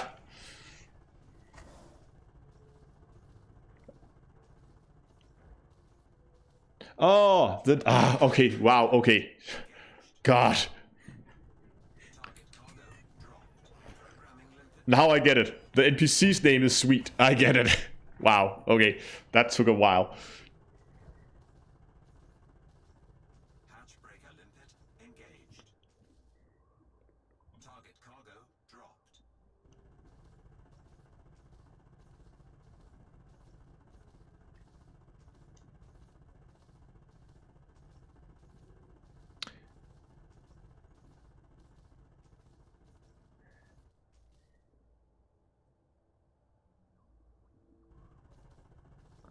I don't know why this bot is not working. Maybe it will work next time. I'll see what happens. What are cannons for? Does he have cannons too? Did I miss the cannons? Oh. Cannons are just weapons. Lasers are thermal weapons, and cannons are kinetic weapons. And as you can see here, my resistances are better towards thermal, actually. So I should probably left the laser alive, to be honest, rather than a multi-cannon. Oh well.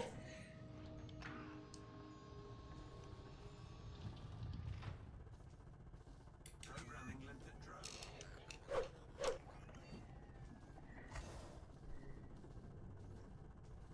Yes, he just sits there shooting multi-cannons and he does not run away. Hatch breaker limpet engaged. Target cargo dropped. Let him live afterwards. No. This is a Type 9. He can drop pharmaceutical isolators. I need pharmaceutical isolators.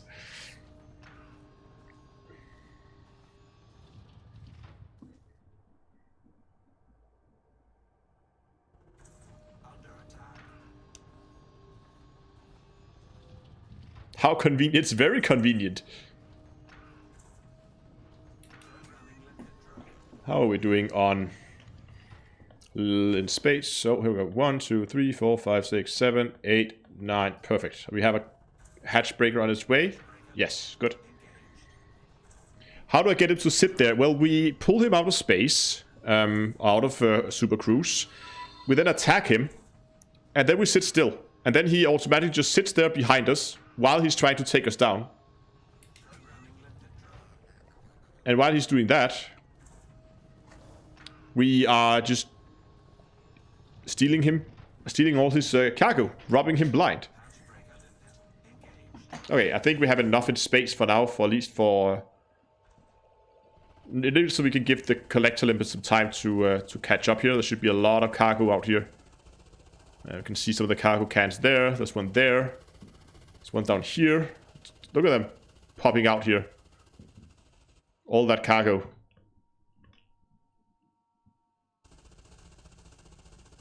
So we can get a good shot when one of the limpets come in and pick this one up. Center screen.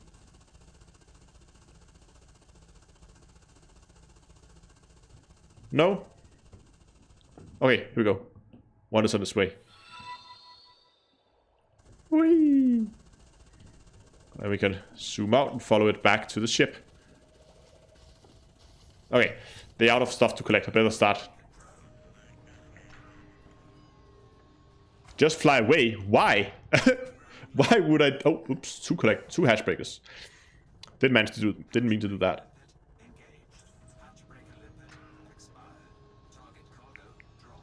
There we go.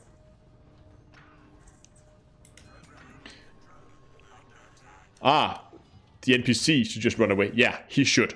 He should just run. But instead he's gonna sit there and feed me diamonds. We're almost out of cargo space again. We can probably drop another 51. I think I'm gonna do that. To give us more cargo space. Yes, I'm in a cutter. I don't think you can get all this cargo. I'm not sure either. It's gonna be real close if we can. But it doesn't matter. We're just gonna fill up our ships, and then we're gonna go back. We've been out here for, I don't know, when did we start? Just shy of 2 hours. We left the station about 10 minutes past, I think. So we've been here for like an hour and 15 minutes, or 50 minutes since we left the station. So it's going to be just over 2 hours. Need to hatch break a lot quicker. 34 Down To Earth Astronomy. Oh, I love that. Are there gimbal cannons? Yes, there are. There are even huge gimbal cannons. So all the way up to the largest weapon are gimbal.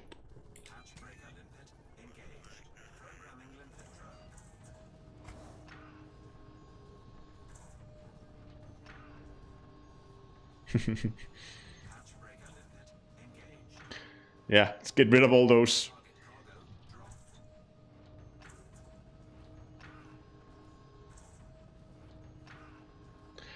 Swordsman asks on Twitch, is this pirating build posted somewhere? I can post, I'm going to say it again, I can post the version it's in right now, but keep in mind that that this is not the finished version of the build. I am gonna make a few changes here and there.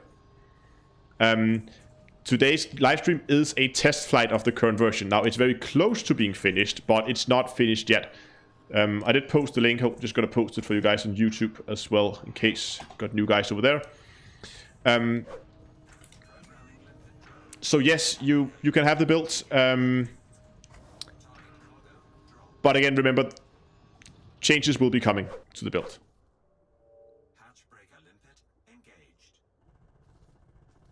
I need to be more snappy on my hatch breakers here.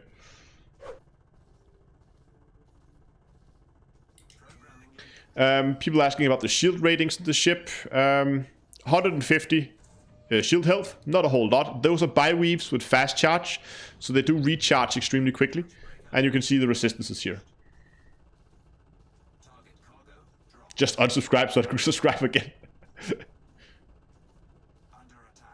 Will be finished soon, yes. And with soon, it will probably be before the video goes. I mean, before I manage to do the final changes, some last testing, and video need to be recorded and edited and rendered. So it will probably not be this week, maybe next week. But I also have the mining builds that I need to do. Planning to do a mining clipper build, or I have one. I need to do a video on. How do I know when to use another hatch breaker? I keep an eye on this small icon. You can see it says hatch breaker, it says 2 right now. There's some missing. And I can also go for the audio queue. As soon as it says target cargo dropped, then I can send off a new one. Otherwise, when that small indicator on this right-hand side of the screen When that goes from 2 back up to 3, then I can send out the next one. Or whatever max it is. But then when that bar is completely full, then I can send out the next one. Target cargo dropped. And send out the next one. Then it goes back up to 2 again.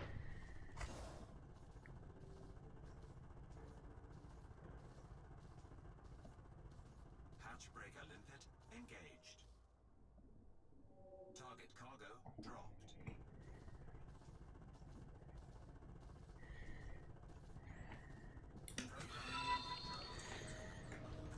Thanks a lot for the follow on Twitch.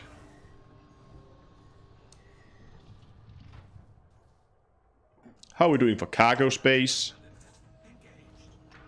We're getting close to a full cargo again. Look at the diamonds, just 400 metric tons of diamonds.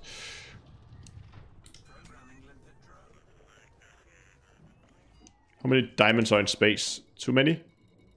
Oh yeah. Oh, okay. We have limpets here as well. Okay, good. Oh, I thought all those were diamonds. Then we're gonna be in trouble. 1, 2, 3, 4, 5, 6, 7, 8, 9, 10. 1, 2, 3, 4, 5, 6, 7. It jumped. Okay. Quite a few in space right now, so we're gonna give the collectors a little bit of time to catch up.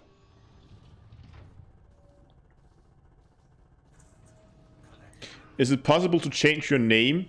Well, maybe. Oh, collectors died. You can try to open a ticket with Frontier. Maybe they'll do it for you. Thanks a lot for the follow on Twitch, by the way.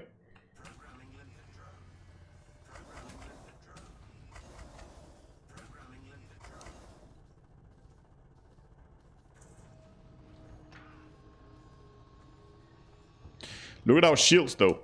They're getting a little low. So I think it's time for the next stage of the test here. We're gonna do a quick shield cell bank test here.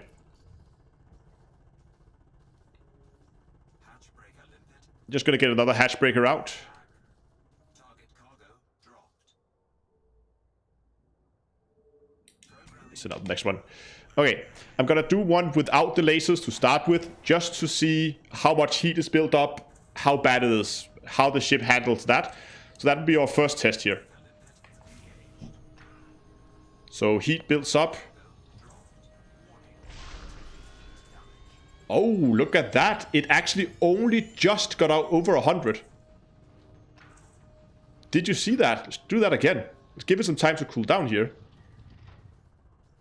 To what, 38 I think is the resting heat. It goes up, up, up, up. It just peaks past 100 and then it comes down. That is awesome. We don't need the thermal vents. We can go for something else in the laser. I will still go efficient.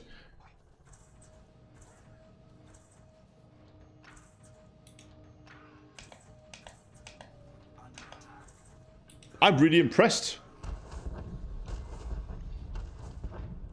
Oh, my limpets that I ejected are dying. Yeah, it went up to 104%. But I don't think we got any module damage. We got a little bit. But that is basically nothing.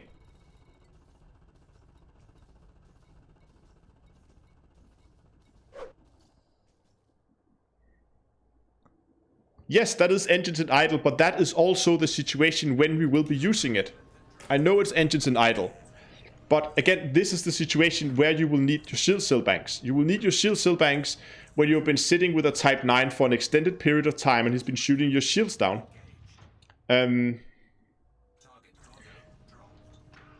So this is the situation where they are meant to be used.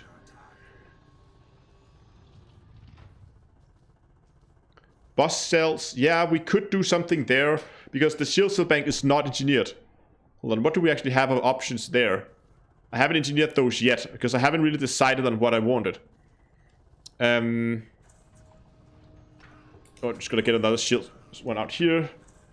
So here we have the builds, and for engineering we could go either rapid, which is gonna give us longer speed up time but more reinforcement for a short duration, but we could also go specialized. Increase the power draw. We have extra power draw. It reduces the thermal load. If we take specialized, we're gonna get 18% reduced thermal load. And more shield reinforcements out of it. So that's definitely it, because then we can keep it a bit less than 100%. And then we can go boss shell, I think. Under attack. Because we don't mind the extra spin-up time. It doesn't matter. We have all the time in the world. We're not in a high-stress situation. So if we went with specialized boss shell on this, we would get a really, really solid build. And we wouldn't be... I don't think we're going to be going over 100. Oh, cargo hold is full again. What the hell's happening with the UI? Hatch breaker limpet. Engaged. Target cargo dropped.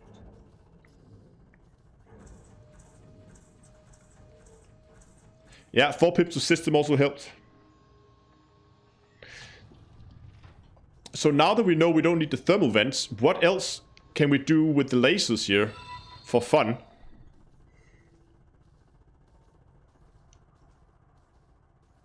We could go oversized for more damage. Martin, thanks a lot for the subscription on YouTube. Flow control, multi-servo. I can't remember what these do. Oh, hold on. I haven't switched over. Hold on.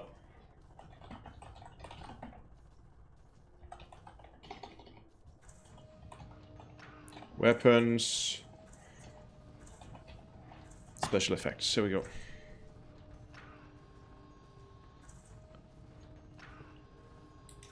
Yeah, if there's some module damage, maybe. Hold on, I'm just... Hatch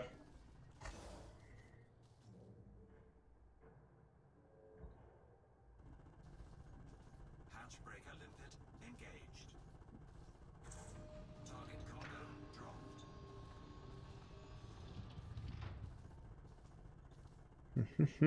Why can't I? Okay.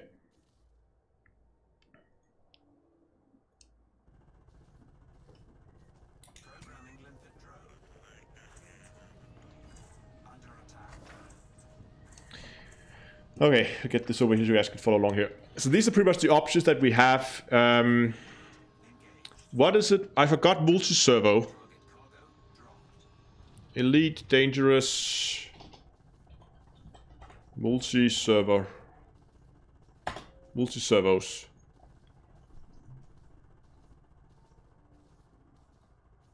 Experimental effects.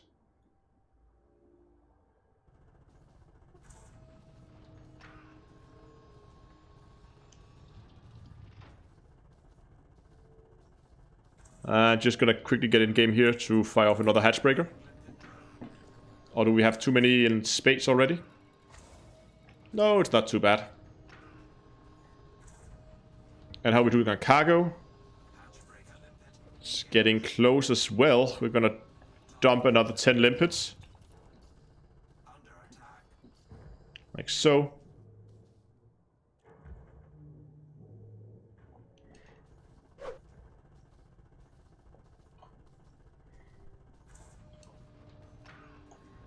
Let me see here. Multi-servo.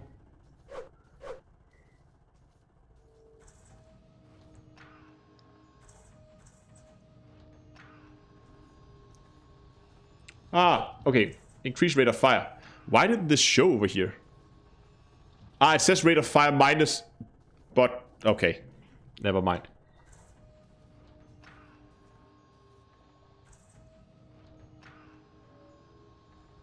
I'm considering going oversized.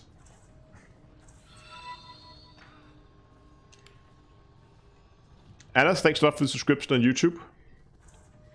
Thermal vents allows us to reduce heat when we hit the target. So when we're shooting at a target, yeah,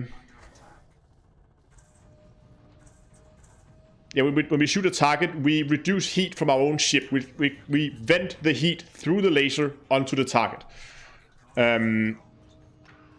which is pretty neat. Oversized give more damage. Yeah, I'm considering oversized. There are also people considering scrambling spectrum. I don't think we get that on the beams, do we? No. I'm considering going oversized on these. So, or efficient oversized.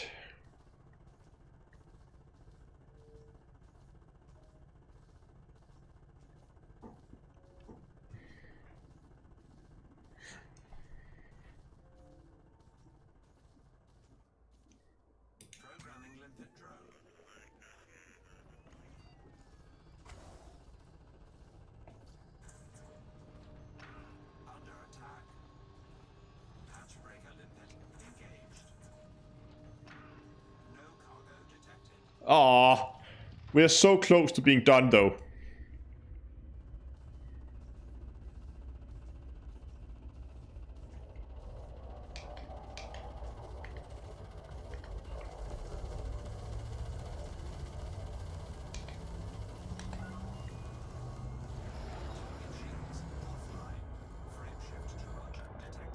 Ah, he's running.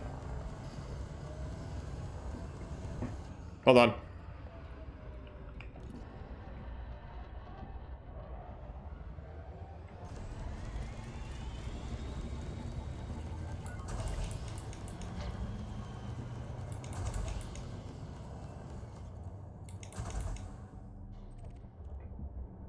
Ha! You're not jumping anywhere. Oh, did we get pharmaceuticals?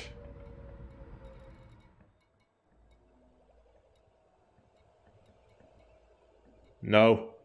We got a lot of other stuff, but no pharmaceuticals.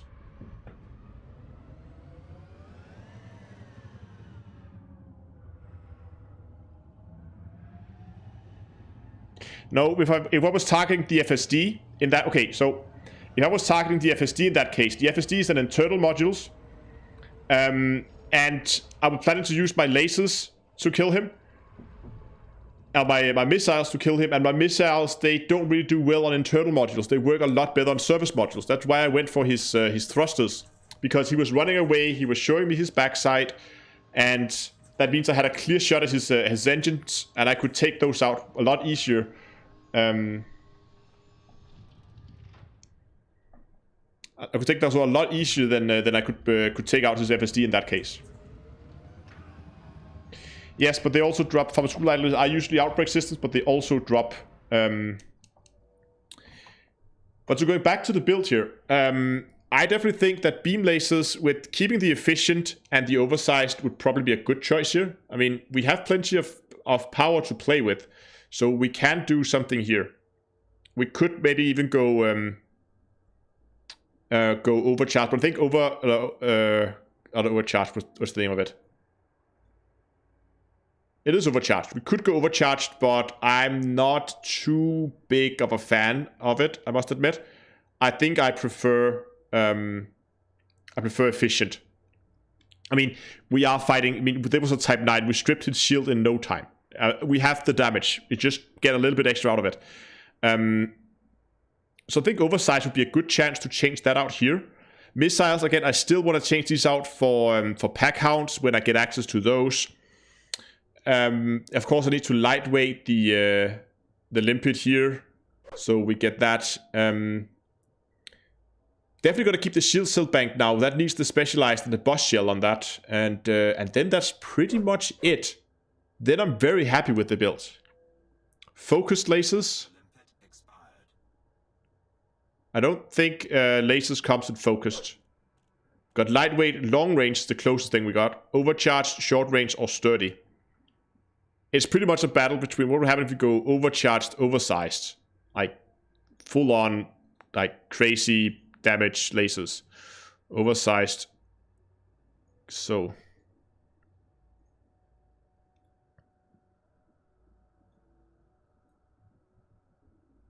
We have the power to do it.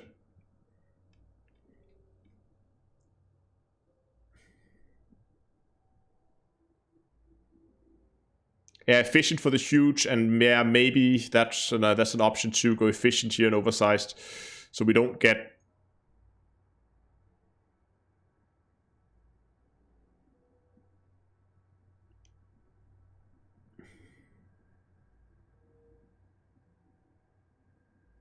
Yeah, exactly. As RN says, that when they are oversized, they will generate a lot more heat. I mean, we're talking a lot. Look at that.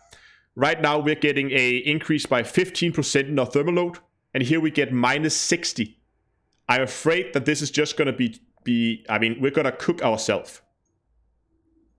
I think I'm going to stick with the efficient oversized, because oversized doesn't do anything to the heat. It just increases the power draw, and we have all the power we need because we're running so small shields. What do they do here? Efficient oversized. There we go. And there's this here. Efficient. I think I like this better, because if we just quickly jump in game here. Look at this. Look at our heat levels here. We are sitting at, let's get this in so we can see it, at 36% now.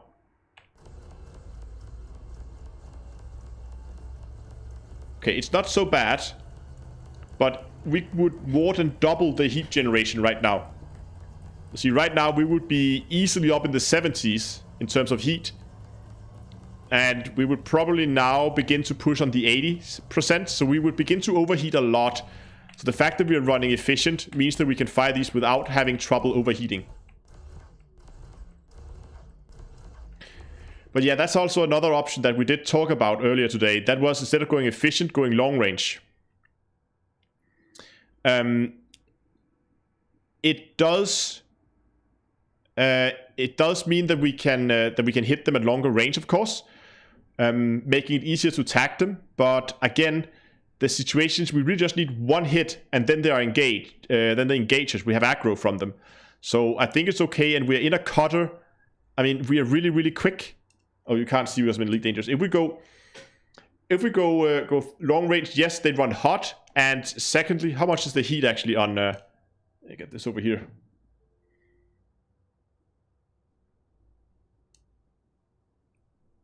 Long range doesn't increase, but we don't get. I think I'm gonna keep with efficient and oversized. It's a good damage boost. We can rip the shields off these mining ships. And you saw with the current build, we were able to even take down an elite anaconda that attacked us. I mean, we did use a lot of missiles, but we were able to strip his shields really effectively. And we need more power and systems too. That's another point, that the distributor draw is also going to be increased if we use any of the other ones. And I just like, I mean, this is of course open if you guys want to do something different, but I think for the build that I'm going to recommend, I think efficient oversized is the best option. I really want to go and make get this thing engineered, the shield cell bank. Getting that that minus 18% to the thermal load is gonna be, I mean, the fact that we can sit still and do this is pretty amazing. Anyway, enough about that. Let me just quickly, let's get back in game, and let me just quickly find the station where I need to sell our lovely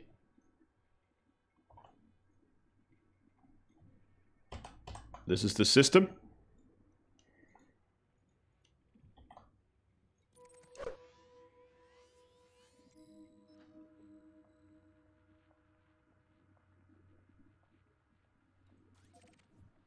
There we go. 126 light years away. Let's go. Would doing this in a wing be more efficient? I can't really see how. I mean, what's... Yeah, maybe it would.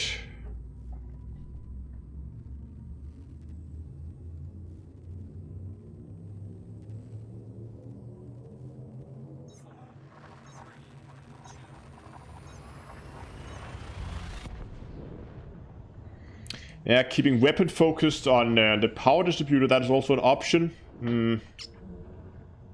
I just like the fast recharge so we can keep these shields up and running.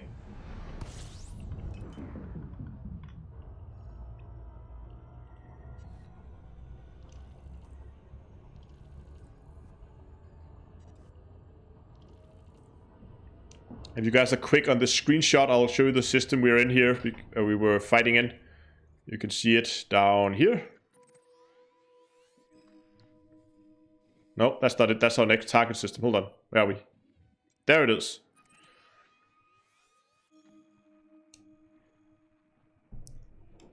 Kurguak. Hi, I have no idea. I'm not even going to try to butcher that name. Oh, that's the wrong button. There we go. But let's get to the station so we can get this thing sold.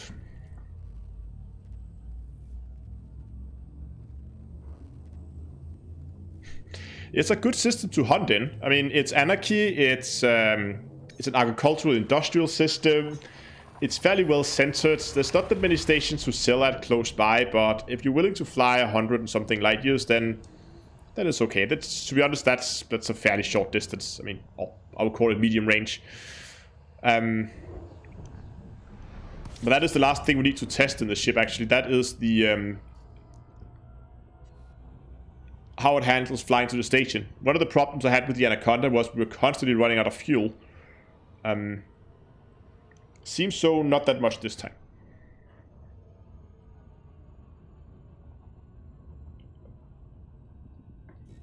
I think a lot of people went to that system.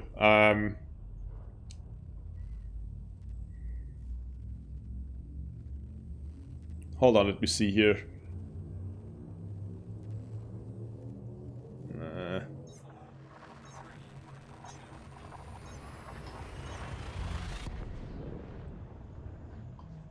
What was the name of it? It was like cool.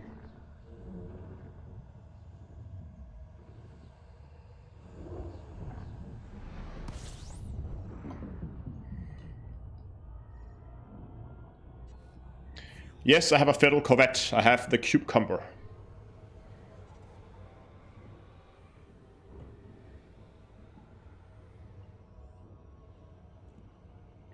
Yeah, that's right. You could split. You could do like a Heelys for Feelies build where people just use healing beams at each other.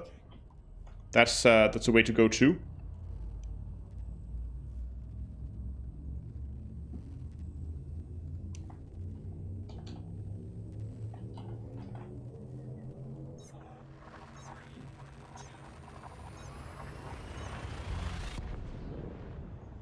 Oh, it's actually not that populated. I thought this system would be more populated, but it's only 80 ships or something that's passed through the last list of people using ESM.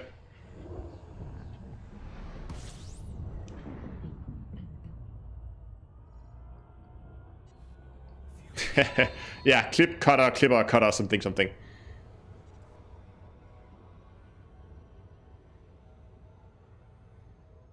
Yes, it's at the trio also posted it over on Twitch, the system name. But there are many systems out there where you can do this. It doesn't have to be that one. But since the mining ships does not seem to be a resource that kind of runs out, I mean, we can all just clump into that one system.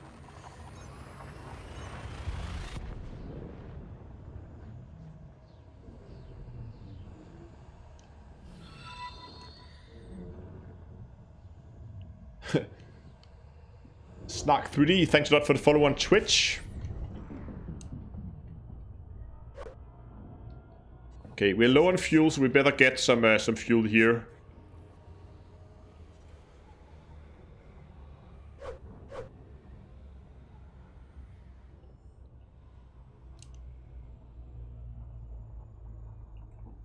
It does handle fuel scooping okay.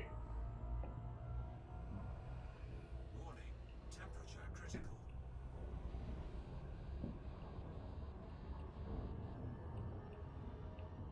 Fuel scoop disengaged. Frameshift drive. There we go. Last jump. Plenty of fuel. I think we actually could have made it without that last fuel scoop, since it was only one more jump.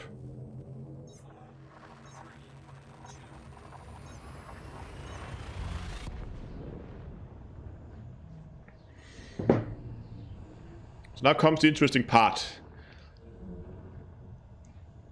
Sneaking a big big shining cutter into a station full of stolen diamonds.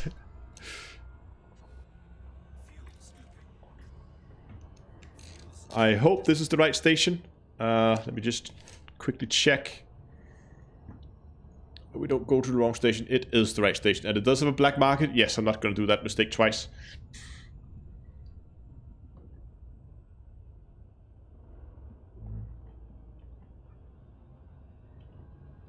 Okay, where is the entrance to the station? It is somewhere on the side that we can't see. So I'll have to go. Thanks a lot for the follow on Twitch. I have to go around it, so we're gonna try to enter the station, or drop out at the station from the docking side.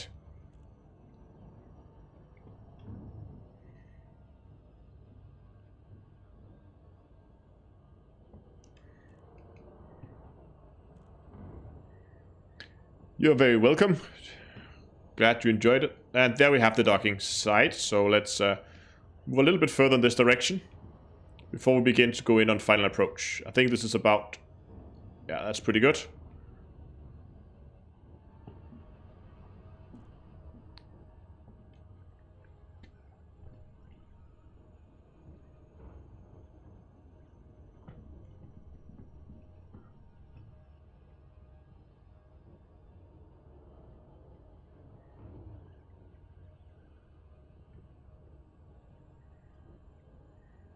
Coming in a little high. Gonna dive a little bit here. Go downwards. No, deploying hard points does nothing at all.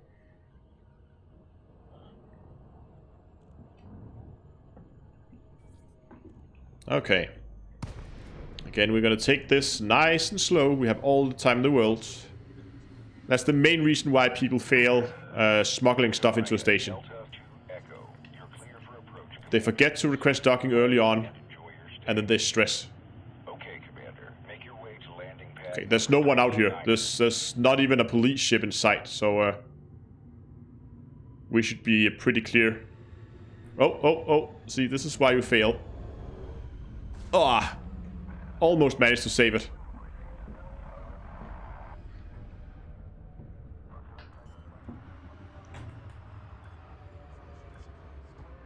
Yeah, I'm pretty sure the hardpoint thing was a myth.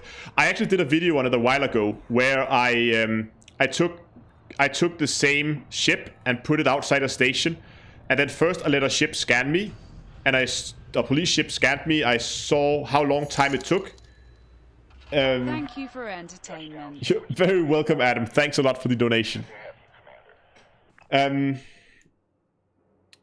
let one ship scan me, and then I flew away. I come back, and I let another ship scan me, but this time I was deployed by hardpoints, and then I recorded both of them, and I took both of those clips, and I lined them up in my editing program, and I was looking at it frame by frame, so I was lining it up so that the scan started at exactly the same frame. I had it up in a split screen, and then I was looking at when the scan was completed, and there was absolutely 0 frames difference between the two situations where I had one or the other, where I deployed weapons. So I can pretty comfortably say that, at least now, it might have been that it's been that in the past. But since I tried it out, I have not seen any indication that it gives you anything, not even a fraction of a second. Again, if it gives you something, it's less than 1/16th of a second. Because I was recording at 60 FPS. Anyway, let's get our wares sold. We didn't get a completely full cargo, but we still got a lot. Will I play Cyberpunk 77? I don't know. I'll figure that out when it comes out. Okay, 260 million credits for... We spent 2.5 hours now. Or minus the restream, the pre-stream, and the spending time in the beginning. We probably spent 2 hours and 20 minutes or something. Something like that.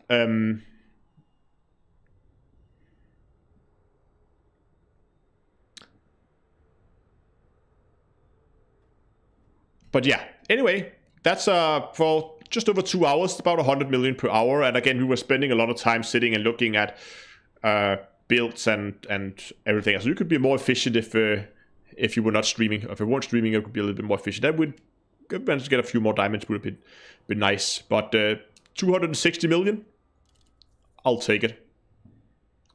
What how close I am to 6 billion now? Ooh, getting there. Look at that.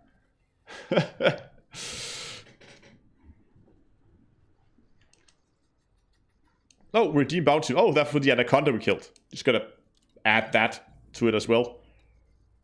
And intel packages, redeem that as well. Yes, a little bit more. I think that's pretty much it. I'm, again, as I said, test built and really liking it where it is. There's some few changes that need to be made, and especially the fact that we can drop the thermal vents is awesome. The fact that we can just sit still and deploy them and not overheat to over 100, that's pretty cool. But I think at least for live streaming wise, that is gonna be it for today. I'm gonna do the last changes to the ship. Maybe I'm gonna live stream when I do it. Maybe I'm gonna do it off camera. That depends on if how I feel that day. If I want to live stream or if I just want to sit and fiddle around with it and get the thing done off camera. I don't know. I'll figure that out. But at least there will be a video out on the build once it's done, a full build guide. And if you're more interested in this kind of way to make money, again, I have a link. I have a video on YouTube posted not that long ago, a week or two ago, where I go over how you run this and pretty much most of what you need to know. I used my old Anaconda build in that video, so this is why I'm using this now, because that Anaconda build really did need an update. But yeah, that is gonna be it for today. It is getting really late here, but I really hope that you enjoyed today's live stream. Thanks a lot to all you guys who donated today, and also to all you guys who've been sticking around for me for the last 2.5 hours. I hope that you enjoyed the live stream. If you did, remember to give it a like down below here the last few minutes. And if you're on Twitch, go down and hit that follow button. And if you are on YouTube, you can go and hit subscribe over there. And next planned live stream is next Tuesday, but I normally find some time else during the week where I put in a little bonus live stream. But they're very spontaneous. But at least I hope that you'll come by when the next time I'm streaming. So thanks a lot for watching, guys, and until next time, I will see you guys in space.